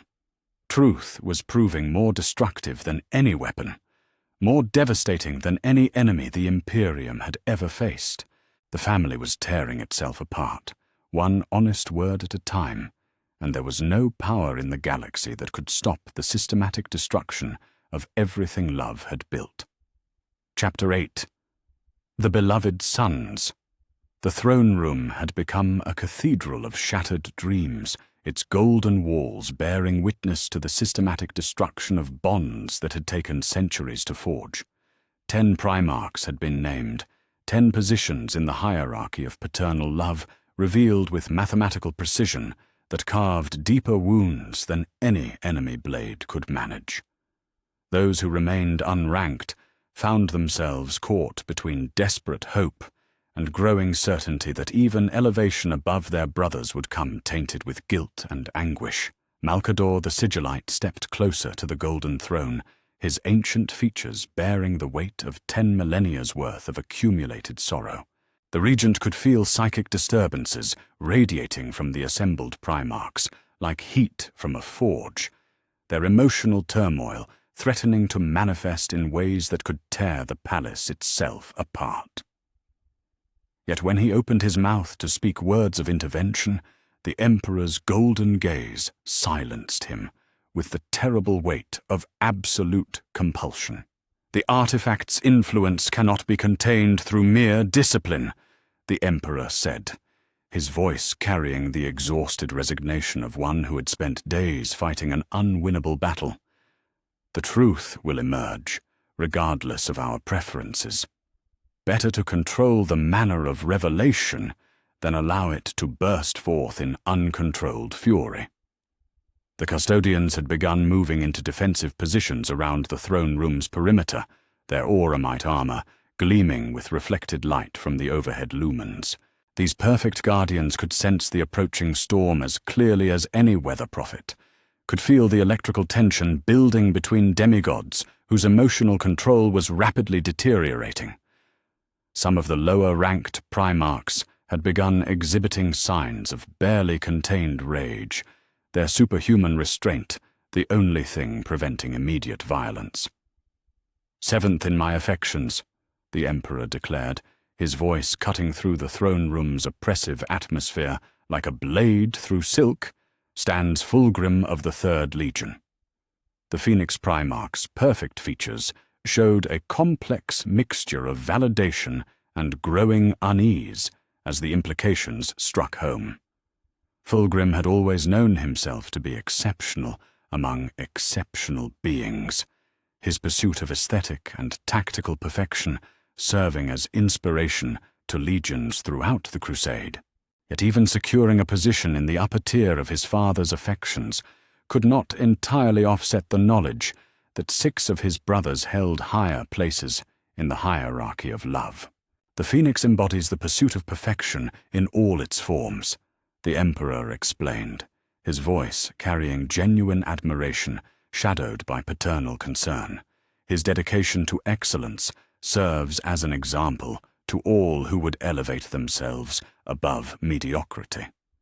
Yet I fear that his growing vanity, his increasing focus on personal achievement over collective purpose, may lead him down paths that compromise the very ideals he seeks to embody. I love his ambition while fearing its ultimate destination. Fulgrim's response came with the measured cadence of one accustomed to diplomatic precision, yet beneath the polished words lay currents of confusion and wounded pride. "To strive for perfection has always been my greatest joy," he said carefully. That such dedication should inspire concern rather than unqualified approval suggests complexities in our relationship that I had not previously understood. From the throne room's shadows, Perturabo's bitter laughter echoed like the sound of grinding metal, his scarred features twisted in an expression of vindicated resentment. "Now the favored son begins to understand what the rest of us have always known," he snarled, his voice carrying decades of accumulated grievances. "That even love comes with conditions and qualifications that no amount of service can fully satisfy. 6th in my affections," the Emperor continued, his voice growing warmer as he spoke of a son whose nature had always brought him genuine comfort, "stands Vulcan of the 18th Legion." The Salamander's Primarch showed no surprise at his position, only the quiet satisfaction of one whose deepest nature had been recognized and validated. Vulcan had never sought glory or conquest for their own sake, had never measured his worth against his brother's achievements, or demanded recognition for victories won through compassion rather than force. Yet hearing his empathy quantified as genuine love rather than mere strategic utility carried profound significance. "The Lord of Drakes represents everything noble in humanity's character," the Emperor said, his voice carrying unfeigned warmth that had been absent from earlier rankings. His compassion for ordinary humans, his dedication to craftsmanship that serves rather than glorifies, his willingness to bear any burden if it protects the innocent. These qualities earn genuine paternal affection rather than mere strategic appreciation. Among all my sons, he alone seems incapable of cruelty for its own sake. Vulcan's response carried the gentle strength that had always marked his character, yet even his words could not entirely mask the growing horror he felt at watching his family tear itself apart. "Love should unite rather than divide," he said quietly, his deep voice carrying across the throne room like distant thunder. Yet this ranking system seems designed to create hierarchy, where brotherhood should flourish. The observation struck home with devastating accuracy, yet the Emperor found himself unable to halt the revelation, even as he watched it destroy everything he held most dear. The artifact's compulsion drove him onward with inexorable force, demanding complete honesty, regardless of the carnage it created among those he loved most in the galaxy. "Fifth in my affections," he declared, his voice carrying the weight of absolute trust earned through decades of unwavering service, "stands Rogel Dawn of the 7th Legion." The Imperial Fist's Primarch received the news with stoic calm that betrayed nothing of the complex emotions stirring beneath his fortress mind's defenses. Dawn had always understood his role as guardian and protector, had never questioned the assignments that kept him close to Terra, while his brothers won glory among distant stars. Yet learning that such dedication had earned him high position in the hierarchy of paternal love carried significance that transcended mere strategic validation. The Praetorian embodies duty in its purest and most essential form, the Emperor explained, his voice carrying the profound relief that came from discussing a son whose loyalty had never wavered despite the burdens placed upon it. His willingness to forego personal glory in service of Terra's defense, his absolute dedication to the protection of what we have built rather than the conquest of what remains unclaimed, creates bonds of trust that approach the sacred. I rely upon his strength not merely as a tool, but as the foundation upon which all other achievements rest. Dawn's response came with characteristic directness, his words carrying the measured weight of one who had always placed duty above personal desire. "To serve as Terra's shield has always been honor enough," he said simply. That such service should earn recognition beyond mere strategic necessity provides satisfaction. Yet even as the Praetorian spoke words of acceptance, the lower-ranked Primarchs had begun manifesting signs of emotional distress that bordered on the dangerous. Angren's scarred features had begun twitching with neural feedback from the butcher's nails, while Kurz's pale hands had started flexing with barely contained predatory instincts. The contrast between those being validated and those who had been rejected was creating fault lines that threatened to tear the assembled brotherhood apart. "Fourth in my affections," the Emperor announced, his voice carrying the profound respect reserved for accomplishments that aligned perfectly with Imperial vision, "stands Robout Guilliman of the 13th Legion."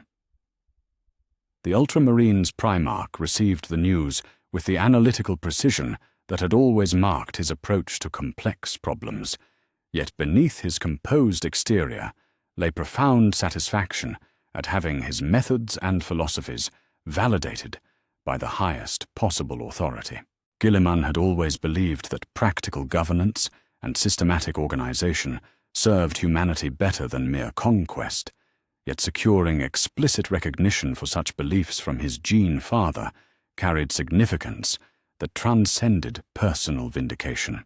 The Master of Ultramar represents the synthesis of vision and condemned that defines successful empire, the Emperor explained, his voice carrying admiration for achievements that had transformed entire sectors of the galaxy. His ability to not merely conquer worlds, but to transform them into functional components of greater civilization aligns perfectly with the ultimate goals of the Great Crusade. Among all my sons, he alone seems to truly understand that conquest without integration is merely sophisticated vandalism. Guilliman's response reflected the thoughtful consideration he brought to all strategic challenges, yet even his words carried undertones of growing concern about the ranking's destructive effects. "To build rather than merely destroy has always been my preference," he said carefully. "Yet I find myself troubled by the cost of such recognition when it comes at the expense of brotherhood unity." The observation struck at the heart of the terrible paradox the ranking had created, that love quantified became love diminished, that hierarchy imposed upon equals could only breed resentment and division. Yet the compulsion continued to drive the Emperor forward, demanding complete revelation, regardless of the devastation it wrought upon family bonds that had survived the crucible of galactic conquest. The throne room's atmosphere had grown thick with barely contained violence. The lower-ranked Primarch's emotional control stretched beyond safe limits. Mortarian's pale features had begun showing the grim satisfaction of one whose cynical expectations were being fulfilled, while Perturabo's bitter rage had started manifesting as slight tremors in his massive frame. Even the higher-ranked Primarchs felt the weight of guilt mixing with validation, understanding that their elevated positions came at the cost of their brothers' anguish. Custodian spears began shifting toward combat positions as the Golden Guardians recognized the approaching crisis. The psychic disturbances radiating from the assembled Primarchs had reached levels that threatened to manifest in physical violence, their superhuman restraint the only barrier preventing immediate bloodshed. The ranking system was proving more destructive than any enemy weapon, more devastating than any external threat the Imperium had ever faced. 4 positions have been revealed in the upper tier, the Emperor said, his voice carrying the terrible weight of knowing that 3 more announcements awaited, the final revelations that would either complete the destruction of his family or somehow provide resolution to the chaos he had unleashed. 3 remain to be named before the hierarchy is complete. The silence that followed was pregnant with approaching storm. 17 demigods balanced on the knife's edge between love and violence, between validation and devastation. The beloved sons had been identified, their positions in the hierarchy of paternal affection confirmed with mathematical precision. Yet even elevation above their brothers had come tainted with the knowledge that some loves were deemed greater than others, that even divine affection could be measured and found wanting. The lower-ranked Primarchs stood rigid with accumulated resentment, while even those elevated to higher positions found their validation tainted by guilt over their brothers' anguish. The Emperor sat upon the golden throne, like a figure carved from living tragedy, his golden eyes reflecting the accumulated sorrow of watching his greatest creation tear itself apart through the simple power of absolute honesty. The artifact's compulsion pressed against his consciousness with inexorable force, demanding completion of the revelation regardless of the carnage it wrought among those he loved most in the galaxy. 3 names remained unspoken, 3 positions that would either complete the destruction or provide some form of resolution to the chaos he had unleashed. Malcador stood frozen beside the throne, his ancient features bearing witness to the approaching catastrophe with the helpless horror of one who could see disaster but lacked the power to prevent it. The custodians had moved into full defensive positions around the chamber's perimeter, their auramite armor gleaming with reflected light as they prepared for violence that seemed increasingly inevitable. The psychic pressure radiating from the assembled Primarchs had reached levels that threatened to manifest in ways that could shatter the palace itself. 3 positions remain, the Emperor declared, his voice cutting through the oppressive atmosphere like a blade through silk. The final revelations that will complete the hierarchy you demanded to hear. Horus stepped forward, his noble features reflecting the confidence that had always marked his bearing as War Master. The first-found son had weathered the rankings thus far with diplomatic grace, secure in the knowledge that his position as Supreme Commander surely reflected his place as most beloved among his gene-father's children.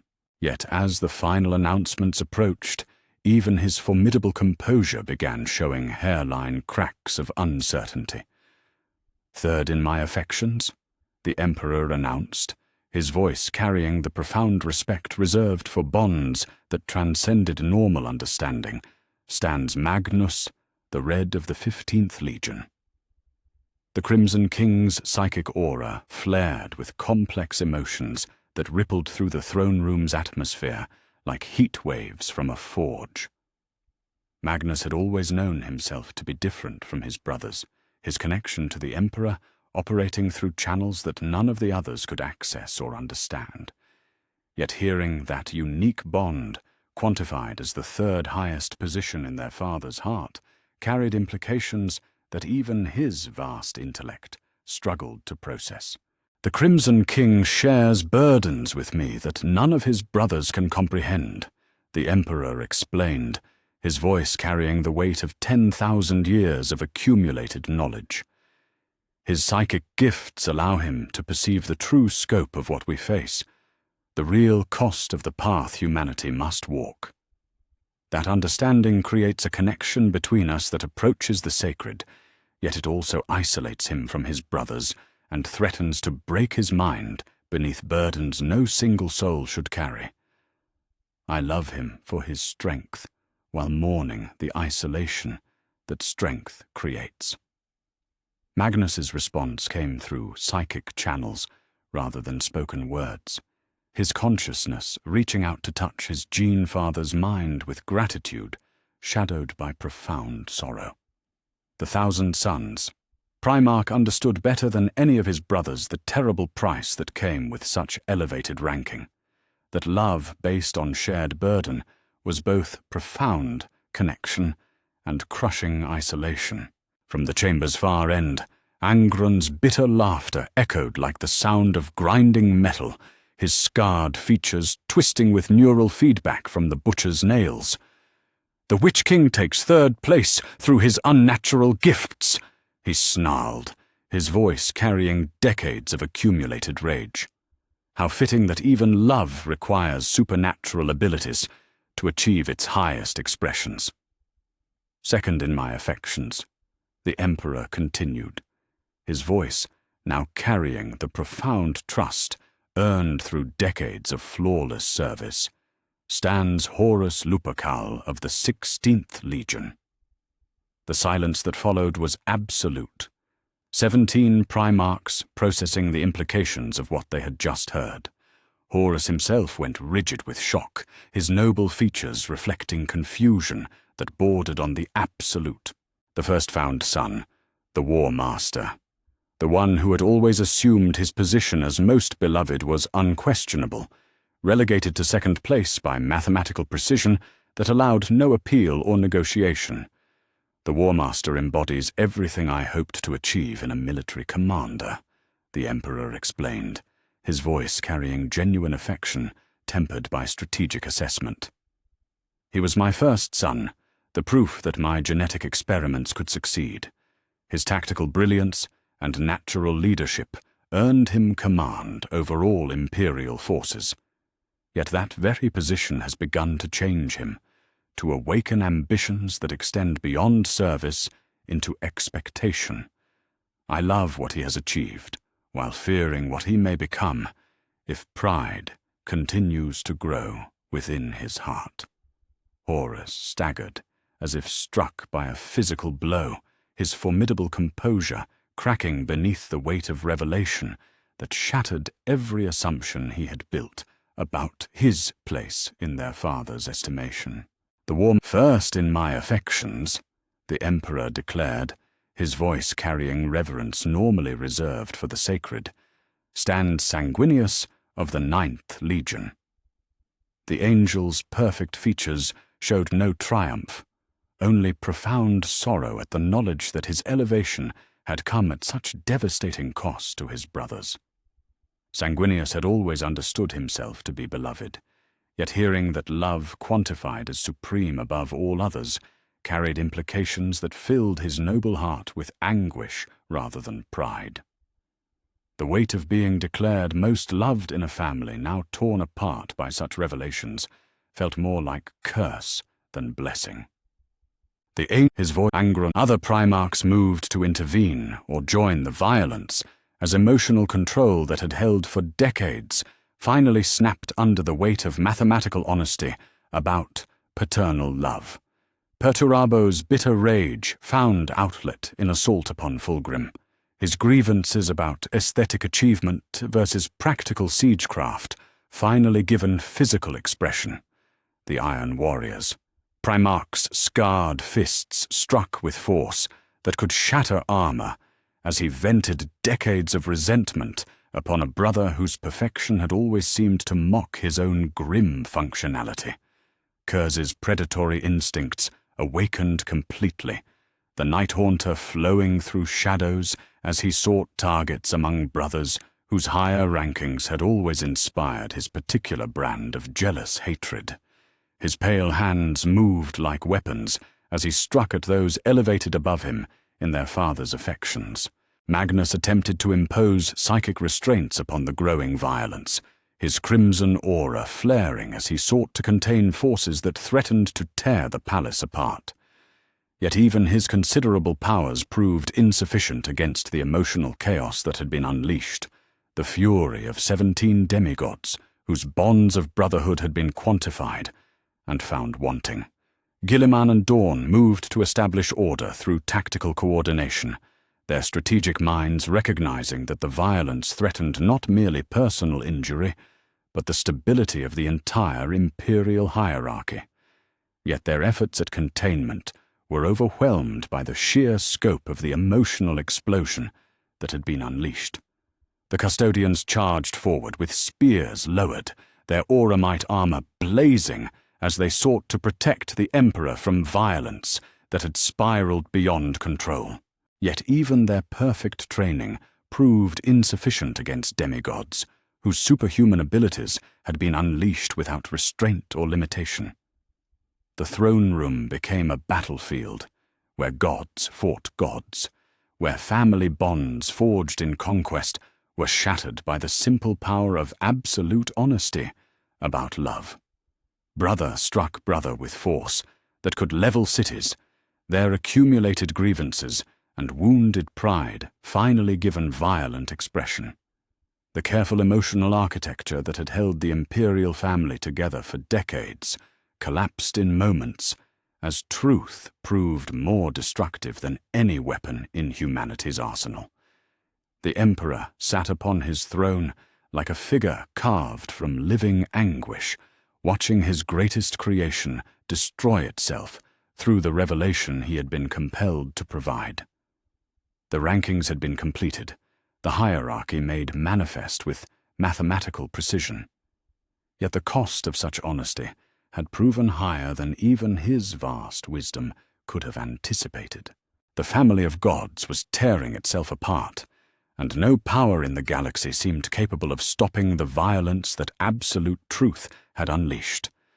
Love quantified had become love destroyed. Brotherhood measured had become brotherhood shattered. The trinity of love had been revealed, and with it had died everything that made the Primarchs more than mere weapons in service of conquest. In the depths of the imperial palace, where ancient systems monitored the psychic health of humanity's greatest champions, alarms began screaming warnings that the foundational bonds holding the Imperium together had just been severed beyond repair. Chapter 10. The Shattered Brotherhood. The silence that settled over the throne room carried the weight of empires ending and dreams dying. Where moments before the chamber had echoed with the fury of gods at war, now only the soft hum of damaged machinery and the labored breathing of wounded demigods disturbed the oppressive quiet. The Emperor's golden radiance had dimmed to barely visible emanations as he surveyed the devastation that absolute honesty had wrought upon his greatest creation, a family of beings more powerful than any force in the galaxy, now fractured beyond recognition by the simple mathematics of quantified love. Captain General Constantin Voldor and his custodians moved through the aftermath with practiced efficiency, their auramite armor bearing fresh dents from impacts that could have shattered lesser warriors entirely. The Golden Guardians had finally managed to separate the combatants through a combination of superior numbers and psychic dampening fields, yet their victory felt hollow when measured against the scope of what had been destroyed. Brotherhood bonds that had survived the crucible of galactic conquest lay in ruins, shattered by truths that should never have been spoken aloud. Angron stood at the chamber's far end like a statue carved from barely contained fury, his scarred features bearing fresh wounds that wept blood onto the cracked ceramite floor. The World Eater's Primarch had been among the most difficult to restrain, his assault upon Sanguinius, driven by decades of accumulated resentment, finally given focus and target. Yet now, as the immediate violence subsided, his rage had crystallized into something far more dangerous than mere physical fury, cold determination to prove his worth through the only means he understood. 18th! He spoke the number like a curse, his voice carrying the accumulated bitterness of every thankless campaign and grinding siege. You have made your judgment clear, Father. The broken gladiator ranks lowest among your affections. Very well.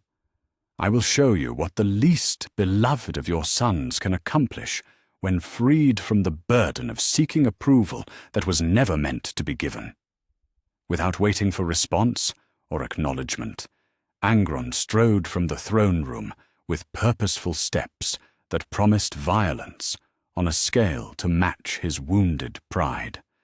The Emperor watched his most damaged son depart with profound sorrow, understanding that the ranking had confirmed every cynical assumption that had festered in the gladiator's heart. The truth had been meant to heal through honesty, yet instead had poisoned whatever remained of their relationship beyond any hope of recovery. Perturabo lingered longer, his bitter gaze fixed upon the Emperor with an intensity that seemed to burn through the throne room's artificial light. The Iron Warrior's Primarch had always suspected his father's lack of genuine affection, had always sensed the utilitarian calculations that drove his assignments to grinding siege warfare rather than glorious conquest. Yet hearing those suspicions confirmed with mathematical precision had transformed resentment into something approaching hatred. 16th in your affections, he said, with voice that carried the weight of falling mountains. Below even the Witch King and the night-haunting monster. You have taught me a valuable lesson about the nature of love and duty, Father. I will remember it well when next you require my services in breaking what others cannot. Iron is strongest when it accepts that it will never be cherished for its beauty, only valued for its utility. The Lord of Iron departed without ceremony, his scarred features reflecting the grim satisfaction of one whose darkest expectations had been exceeded by reality. Behind him, damaged machinery sparked and smoldered where his rage had found physical outlet during the violence that had consumed the chamber. The Emperor felt another piece of his heart die as he watched a son who could have been magnificent embrace the cold utility that would define the remainder of his existence. From the 17th, he whispered, his voice carrying the accumulated madness of decades spent inflicting necessary horrors. How refreshing to hear acknowledged that I am exactly what you made me to be, a creature of darkness whose only purpose is to inspire terror in service of your grand design. The truth has liberated me from any pretense of seeking something I was never meant to receive. From this moment forward, I embrace what I am without reservation or regret. The Night Haunter melted back into shadow and departed through passages known only to creatures that stalked in darkness, his laughter echoing through corridors that would never again seem entirely safe. The Emperor closed his golden eyes against the knowledge that his 17th son had just abandoned whatever remained of his humanity, embracing monstrosity as the logical response to confirmed unlovability. Father, he said, his voice carrying the desperate edge of one seeking absolution for sins he had never intended to commit. Please let me speak with my brothers. Perhaps if they understood that rankings mean nothing compared to the bonds we have always shared. They will not listen, the Emperor interrupted, his voice heavy with the weight of absolute knowledge. The damage transcends rational thought or noble gesture. Love quantified becomes love diminished. Brotherhood measured becomes brotherhood destroyed. Your position at the apex of my affections now marks you as a reminder of their perceived failures, rather than an inspiration to greatness. The angel's perfect features crumpled with anguish that seemed almost blasphemous on one so beautiful. Then what am I to do? How can I bear being beloved when that very love has destroyed the bonds that made existence meaningful? To be first among brothers who can no longer stand to look upon me feels like the cruelest punishment imaginable. The Emperor had no answer to offer, for the question struck at the heart of the terrible paradox the ranking had created. Truth spoken in love had become destruction wrought through honesty, revelation intended to clarify becoming devastation that poisoned everything it touched. The mathematical precision of emotion had proven more destructive than any weapon in humanity's arsenal. Magnus the Red stood apart from the others, his crimson aura flickering with psychic disturbances that reflected the chaos raging within his enhanced consciousness. The Thousand Suns, Primarch had always understood his father's burdens through empathic connection that transcended normal communication. Yet even his vast mental capacity struggled to process the implications of being ranked third in the hierarchy of divine affection.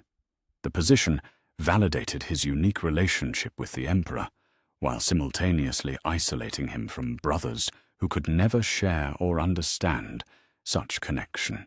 The truth changes nothing and everything, he said quietly, his words carrying across psychic channels rather than disturbing the air. I am still the same being I was before the ranking, yet the knowledge of my position has fundamentally altered how I must relate to those around me. Brothers who once sought my counsel now see only confirmation of their own inadequacy reflected in my elevated status.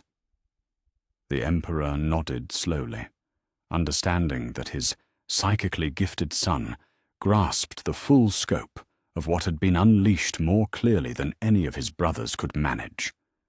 Magnus's position in the ranking would serve as constant reminder to lower-placed siblings that even the Emperor's love operated according to hierarchies they could never hope to climb through effort or achievement alone. Horus remained motionless at the chamber's center, his noble features bearing witness to devastation that transcended physical injury. The War Master had spent decades building his identity around being the Emperor's most beloved son, the trusted First Found who had earned supreme command through demonstrated worthiness. Yet learning that such achievements placed him only second in their father's affections had shattered assumptions that formed the foundation of his existence. I gave everything, he whispered, his words barely audible, yet somehow carrying to every corner of the vast space. Every campaign, every victory, every moment of service dedicated to proving myself worthy of the trust you placed in me. Yet even perfect condemned of duty earns only second place in your heart. The Emperor rose from the golden throne and approached his most accomplished son with steps that seemed to carry the weight of entire civilizations. When he placed a hand upon Horus's shoulder, the War Master flinched, as if struck by lightning, his body trembling with emotions too complex for simple categorization. You misunderstand the nature of what was revealed, the Emperor said gently, his voice carrying infinite compassion shadowed by profound regret. "The ranking does not diminish your achievements or question your worthiness. It simply acknowledges that love operates according to principles that transcend strategic value or tactical competence.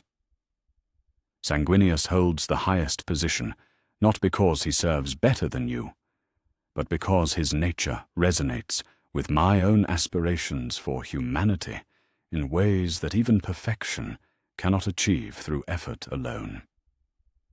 Yet the explanation fell upon deaf ears, for Horus had moved beyond the reach of rational comfort.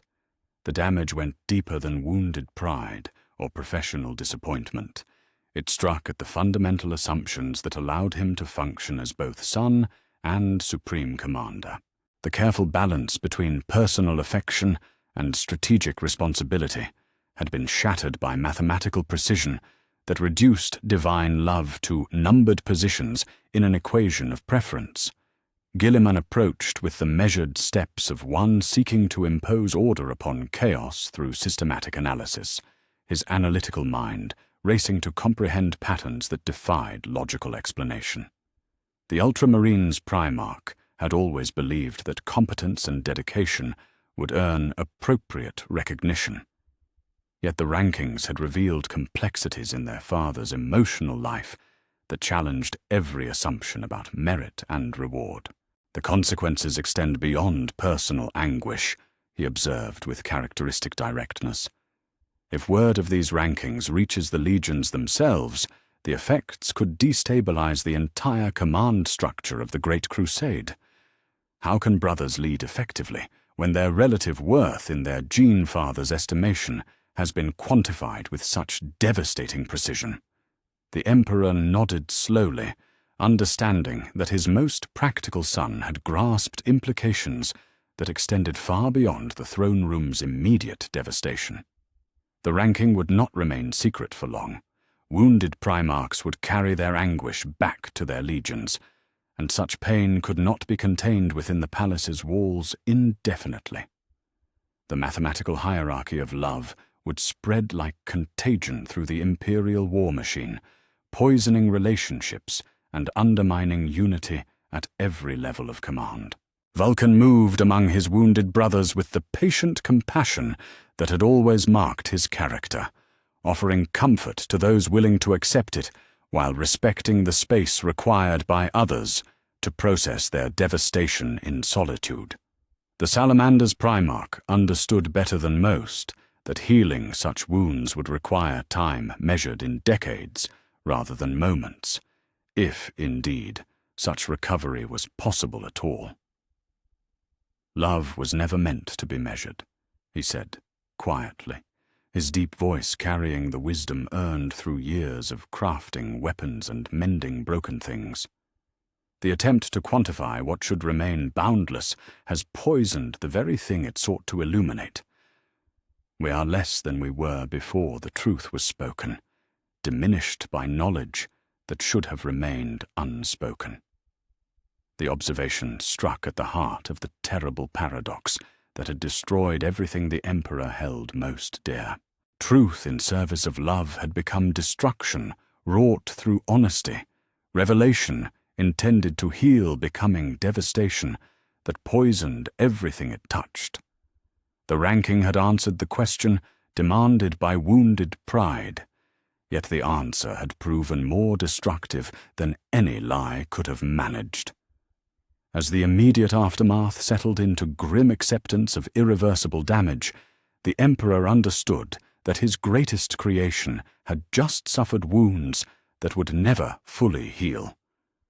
The bonds holding his family together had been severed by the simple power of absolute honesty, their love reduced to mathematics that transformed brothers into competitors in equations of preference. The truth had been spoken, complete and unvarnished as demanded. Yet its revelation had proven that some questions carried answers too devastating to survive intact, that some knowledge was too dangerous to be shared even between father and sons who had conquered the galaxy together. In the depths of the imperial palace, ancient systems registered psychic disruptions that threatened the foundational stability of the greatest empire in human history. The family of gods was broken, and with it had died something essential to the dream of unity that had driven the Great Crusade from its inception. Chapter 11. The Price of Honesty. The ripples of devastation spread across the galaxy like shock waves from a dying star, carried by astropathic communiques that bore news too terrible for most mortals to comprehend.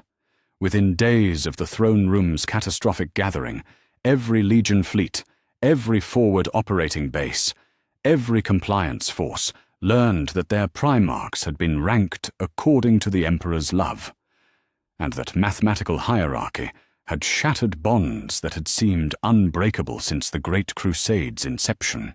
The Ultramarines received word of their Gene Father's fourth-place ranking with measured pride that could not entirely mask growing unease about its implications. Across the 500 worlds, Space Marines who had spent decades proving their worth through systematic governance and tactical excellence found themselves elevated in status among their brother legions. Yet the validation carried unexpected weight. Victory celebrations in newly compliant systems took on undertones of superiority that had never existed before, as if Guillemon's high ranking somehow vindicated every strategic decision and political philosophy his sons had embraced. Captain Augustin of the 4th Company found himself struggling with reactions that seemed to violate every principle of brotherhood his training had instilled. "We serve the Emperor's vision equally," he declared during a war council on Calth's orbital stations. "Our Primarch's position in his affections does not diminish the worth of our brother legions or their achievements." Yet even as he spoke the words, Augustin could not entirely suppress the knowledge that Guilliman's ranking reflected genuine recognition of the 13th Legion's systematic excellence. The doubt was insidious, working its way through even the most disciplined minds, like acid through armor. If the Emperor himself had declared their Gene Father superior to 13 of his brothers, did that not suggest fundamental differences in worth that transcended mere tactical preference? In the outer reaches of the Ghoul Stars, the Iron Warriors received news of Perturabo's 16th place ranking, with reactions that ranged from bitter vindication to incandescent rage. Legion serfs reported that entire companies had gathered in silence around voxcasters, their scarred faces reflecting emotions too complex for simple categorization. The ranking confirmed every suspicion of neglect and utilitarian assignment that had festered in their gene seed for decades, yet hearing such treatment quantified with mathematical precision proved more devastating than theoretical grievance ever could. Warsmith Kroger found his hands clenching into fists that could crush ceramite as he addressed his grand battalion from the command deck of the Iron Blood. 16th, he spoke the number like a curse that carried the weight of accumulated centuries.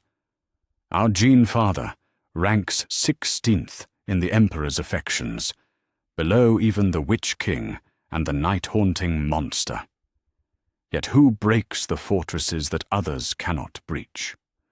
Who reduces the strongholds that protect humanity's enemies?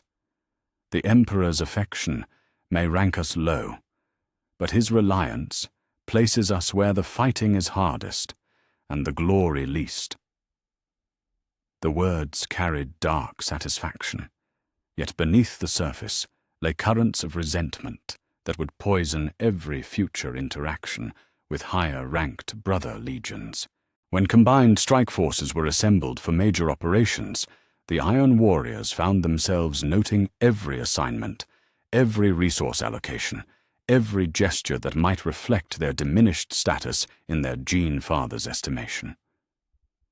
Brotherhood that had survived the crucible of shared warfare began fracturing under the weight of mathematical hierarchy that reduced divine love to numbered positions.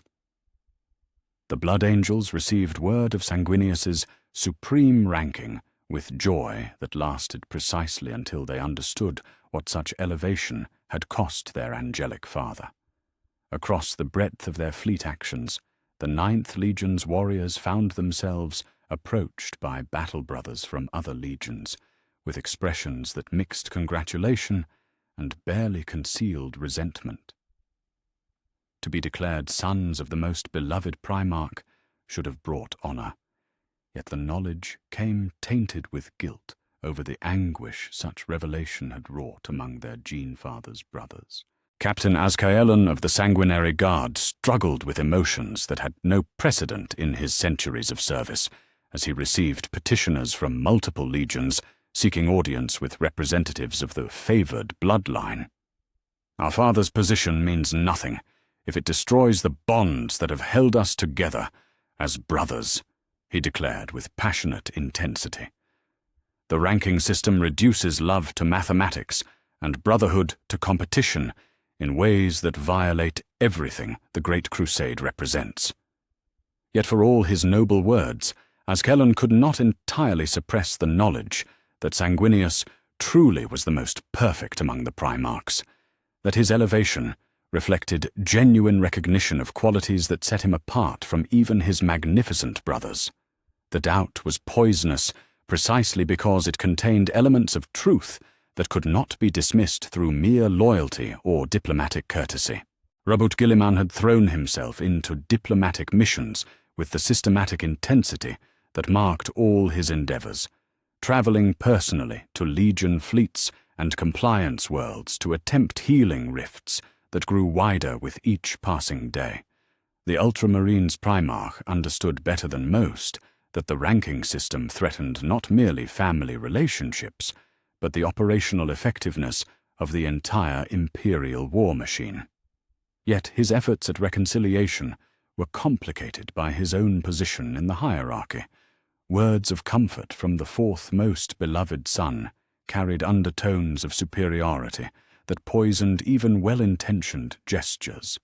His meeting with Lionel Johnson aboard the Dark Angel's flagship Invincible Reason had lasted 3 days and achieved nothing beyond mutual frustration.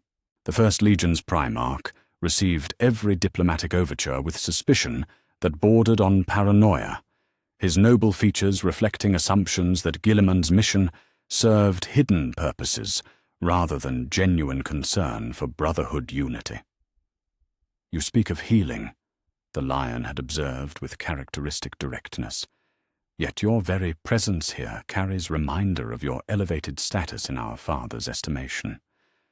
How can there be genuine reconciliation between brothers when mathematical hierarchy has been imposed upon relationships that should transcend such measurements?"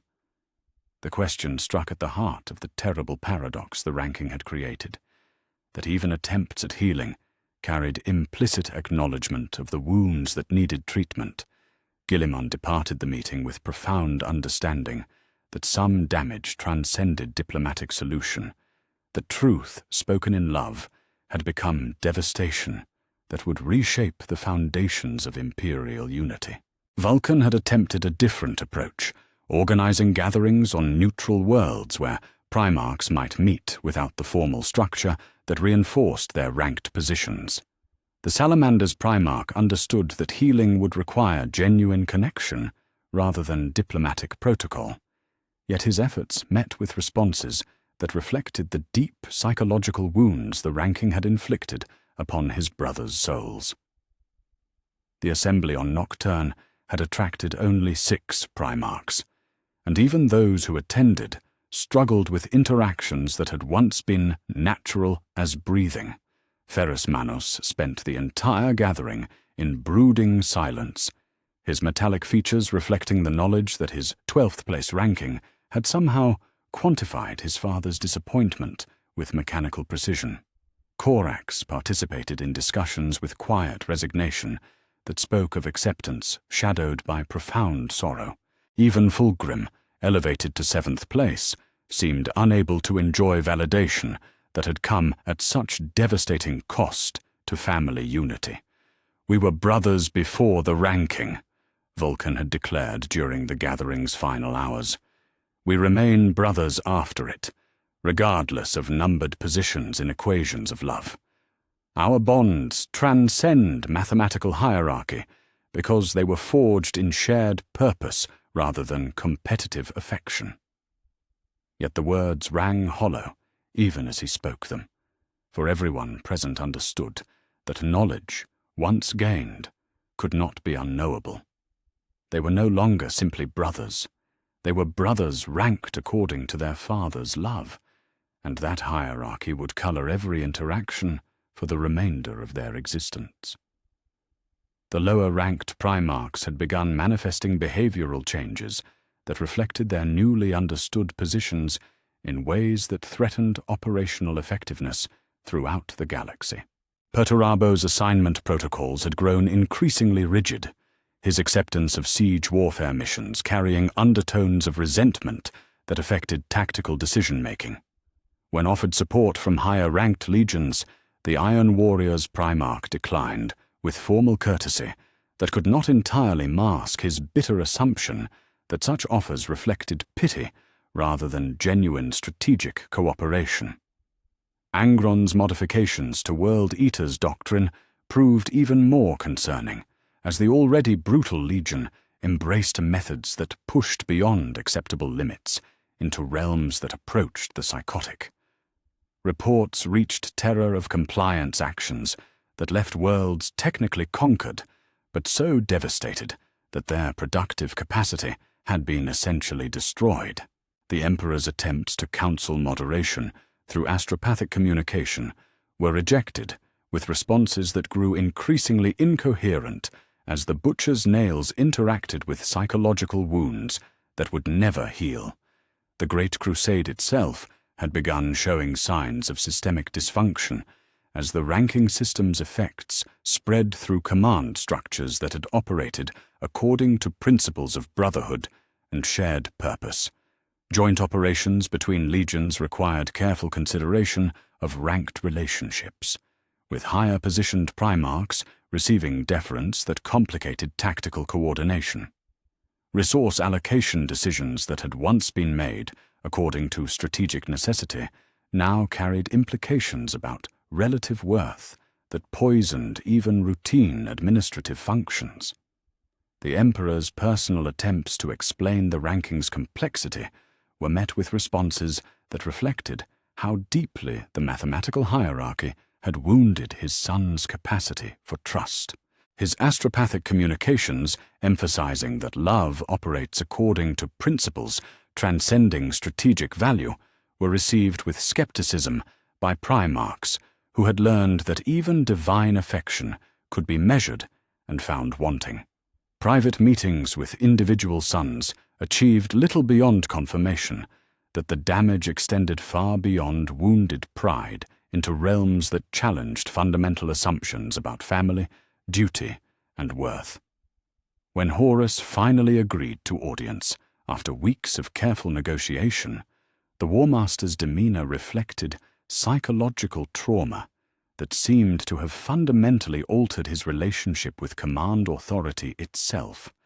The second most beloved son struggled with questions that struck at the heart of his identity as both family member and supreme military commander. If perfect condemned of duty earned only secondary status in their father's affections, what meaning could strategic achievement possibly carry beyond mere utilitarian function? I gave everything in service of proving myself worthy of your trust, Horus had declared, with voice that carried exhaustion deeper than any physical fatigue. Yet even such dedication places me only second in your heart. The ranking has revealed that love operates according to principles I cannot understand or influence through effort. How then can I continue to serve as War Master when the foundation of my authority has been revealed as fundamentally conditional? The question remained unanswered, because no answer could address the core issue. That truth about paternal love had proven more destructive than any deception could have managed. The ranking system had been demanded by wounded pride and delivered with inexorable honesty, Yet its revelation had poisoned the very relationships it sought to clarify through mathematical precision. Across the galaxy, the Great Crusade continued its advance through sectors that had never heard of the ranking system. Yet even those distant operations felt the effects as Legion cooperation deteriorated, and command relationships became complicated by hierarchies that reduced Brotherhood to numbered positions. The Emperor's greatest achievement, a family of demigods united in purpose despite their individual differences, had been shattered by the simple power of absolute honesty about love. The price of truth had proven higher than any payment the Imperium could afford, yet the damage was irreversible. Love quantified had become love destroyed. Brotherhood measured had become brotherhood fractured beyond repair. The mathematical hierarchy of divine affection had achieved what no enemy force had ever managed: the systematic destruction of unity among humanity's greatest champions. In the depths of space, where Imperial fleets continued their advance toward distant stars, the ranking system spread like contagion through warriors who had once considered themselves equals in service to a greater cause. The Great Crusade would continue, but it would never again be the unified force that had once seemed capable of bringing order to the entire galaxy through bonds of brotherhood that transcended all other considerations. Chapter 12. Love's Eternal Wound.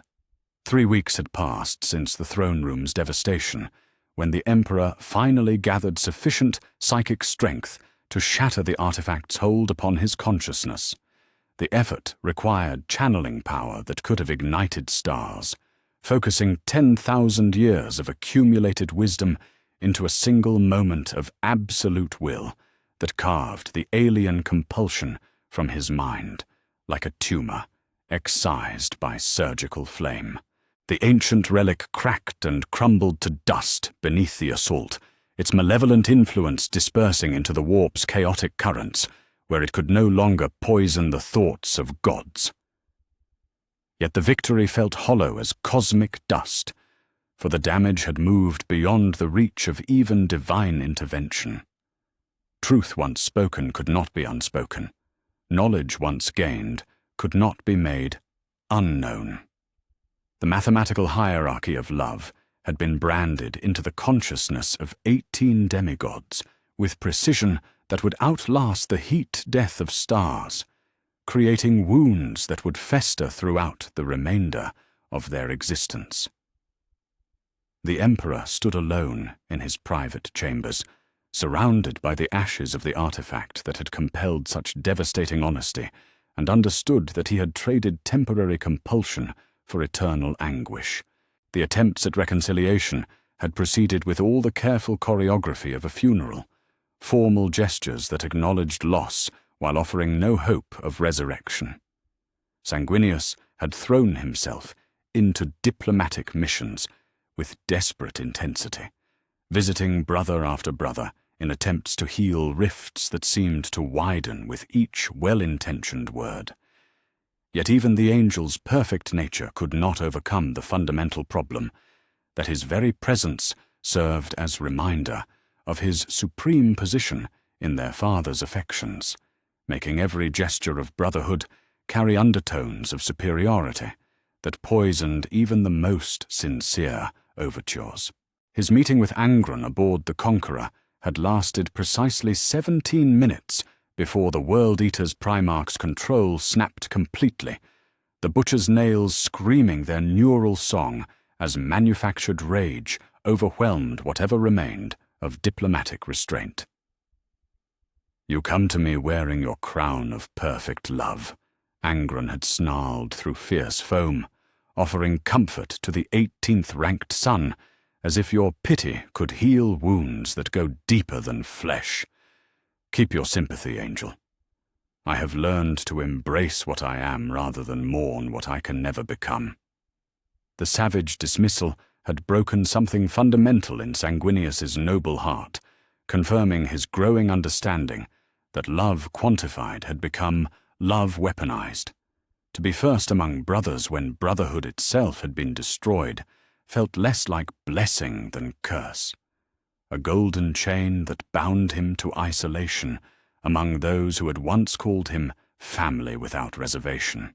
Other attempts at healing had met with responses that reflected the diverse ways in which psychological wounds could manifest among beings crafted to be beyond mortal limitation. Perturabo had received Vulcan's overtures with formal courtesy that could not entirely mask the bitter calculations now driving his every interaction with higher-ranked brothers. The Iron Warrior's Primarch had begun treating family relationships as siege problems requiring systematic reduction rather than emotional connections worthy of preservation and nurture. Brotherhood is a luxury for those whose worth has never been questioned, Perturabo had declared during their stilted conversation aboard the Iron Blood. The ranking has taught me that even divine love operates according to principles of utility and strategic value.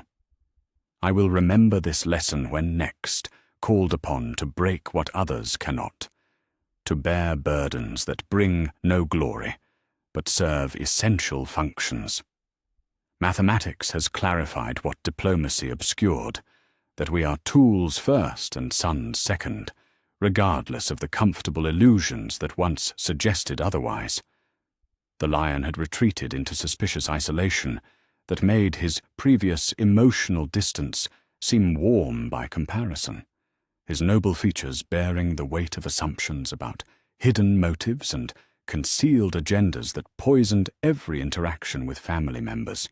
Being ranked 8th, despite his historical precedence, as the First Legion had awakened paranoid instincts that transformed ordinary conversations into potential threats requiring careful analysis and defensive response. Yet perhaps most disturbing were the changes in those Primarchs who had embraced their rankings with satisfaction rather than resentment. Fulgrim's 7th-place position had validated his pursuit of aesthetic perfection, while simultaneously awakening vanity that bordered on the pathological. His every achievement now measured against the 6 brothers deemed superior in their father's estimation. The competitive edge that had once driven healthy excellence had metastasized into something approaching obsession with surpassing those ranked above him through demonstrations of increasingly elaborate perfection. The Emperor had withdrawn to the deepest chambers beneath the palace, spaces where even the custodian's vigilance could not penetrate, to wrestle with questions that challenged the foundations of his ancient wisdom. In the silence of vaults that had witnessed the birth of gods, he confronted the terrible paradox of love applied to beings created to serve strategic functions within a grand design that spanned millennia. The ranking had revealed the impossibility of separating emotional attachment from utilitarian calculation when the objects of affection were simultaneously children and weapons in humanity's desperate struggle for survival. Love as pure emotion exists only in the realm of mortal limitation, he admitted to the empty darkness, his voice carrying the weight of insights that brought no comfort. When extended lifespans allow relationship to span centuries, when the beloved possess power to reshape the galaxy itself, love becomes inevitably entangled with strategic consideration and functional assessment. The ranking revealed not merely my feelings, but the fundamental impossibility of being both father and emperor to beings whose nature transcends the categories that define normal family bonds. The realization carried profound implications for the remainder of his eternal existence. How could he continue to function as both paternal figure and supreme strategist when every decision about his sons would now be filtered through the mathematical hierarchy that had been burned into their consciousness? Every assignment, every responsibility, every gesture of trust would be interpreted through the lens of ranked affection rather than strategic necessity, poisoning the careful balance that had allowed family bonds to coexist with imperial duty. New protocols had been established with systematic thoroughness that reflected hard-learned wisdom about the dangers of absolute honesty in family relationships. Psychic wards of unprecedented complexity now guarded against external compulsions that might strip away the careful emotional barriers necessary for effective governance of superhuman children. Archives containing detailed psychological profiles of each Primarch were sealed behind security measures that exceeded those protecting the most sensitive strategic intelligence, ensuring that such devastating knowledge could never again be weaponized against the bonds holding his family together. Yet the protocols felt like elaborate measures to prevent disasters that had already occurred, defenses against threats that had already achieved their purpose. The ranking would remain a hidden shame within Imperial records, referenced only in classified documents that bore security classifications beyond even the highest levels of military clearance. Officially, the gathering had never occurred, the rankings had never been spoken, the wounds had never been inflicted. Yet everyone who mattered understood that silence about the event served convenience rather than healing, concealment rather than resolution. In quiet moments, when administrative duties allowed reflection, the Emperor found his thoughts drifting toward implications that extended far beyond immediate family dynamics. The ranking had revealed fault lines within his most trusted circle that enemies might exploit, psychological vulnerabilities that could be leveraged by forces seeking to undermine Imperial unity from within. A Primarch convinced of his unworthiness might prove susceptible to influences promising alternative sources of validation. A son desperate to improve his position in paternal affections might take risks that served ambition rather than strategic wisdom. The seeds of future catastrophe had been planted in soil prepared by wounded pride and mathematical hierarchy, yet predicting exactly how such influences might manifest proved beyond even his vast foresight. Would Horus's devastation at being ranked only second, despite his War Master status, create vulnerabilities that enemies could exploit? Would Angron's embrace of his lowest position drive him toward nihilistic violence that transcended even his current brutality? Would Perturabo's bitter acceptance of utilitarian status make him susceptible to forces offering recognition for his often overlooked contributions to Imperial success? The questions haunted his ancient consciousness because they carried no clear answers, only the terrible knowledge that wounds inflicted by honesty often proved more lasting than those created by deception. He had raised his sons to value truth above comfort, yet the ranking had demonstrated that some truths carried power to destroy the very things they sought to illuminate. Love examined too closely had withered beneath analytical scrutiny. Brotherhood measured too precisely had fragmented into competitive hierarchy. As Terra's sun set behind the palace's golden spires, casting long shadows across chambers that had witnessed the birth and death of dreams spanning millennia, the Emperor contemplated the fundamental question that would define the remainder of his relationship with his gene-forged children. Had the ranking revealed truth about his feelings, or had it created new truth through its expression? Did love exist as fixed quality waiting to be discovered, or did it emerge through the process of definition and measurement itself? The artifact had compelled honesty, yet perhaps honesty about emotion was itself a form of creative act rather than passive revelation. In forcing him to quantify feelings that had never required mathematical expression, the compulsion might have fundamentally altered the nature of those feelings rather than simply exposing their pre-existing character. Love transformed through analysis became different from love experienced through intuition, just as light examined too closely revealed its particle nature while losing its wave-like mystery. Yet such philosophical speculation offered little comfort when measured against the practical reality of 18 wounded sons whose psychological scars would influence every decision for the remainder of their existence. The damage was irreversible, regardless of its ontological status. The family bonds had been fractured beyond repair, irrespective of whether the fracturing revealed inherent weaknesses or created new ones through the process of examination itself. In the depths of the imperial palace, where ancient machinery hummed with the power to support a civilization spanning millions of worlds, the emperor understood that he had learned the most expensive lesson in the history of conscious thought, that some questions, once answered, destroyed the very relationships that made the answers meaningful. Love quantified had become love diminished. Honesty weaponized had become honesty destructive. The Great Crusade would continue. The Imperium would expand across the galaxy. The dream of human unity would advance through conquest and compliance. Yet the family of gods who served as the dream's primary instruments had been fundamentally altered by mathematical precision applied to matters that thrived only in the realm of unexamined assumption and comfortable ambiguity. They remained his sons, but they would never again be simply his children.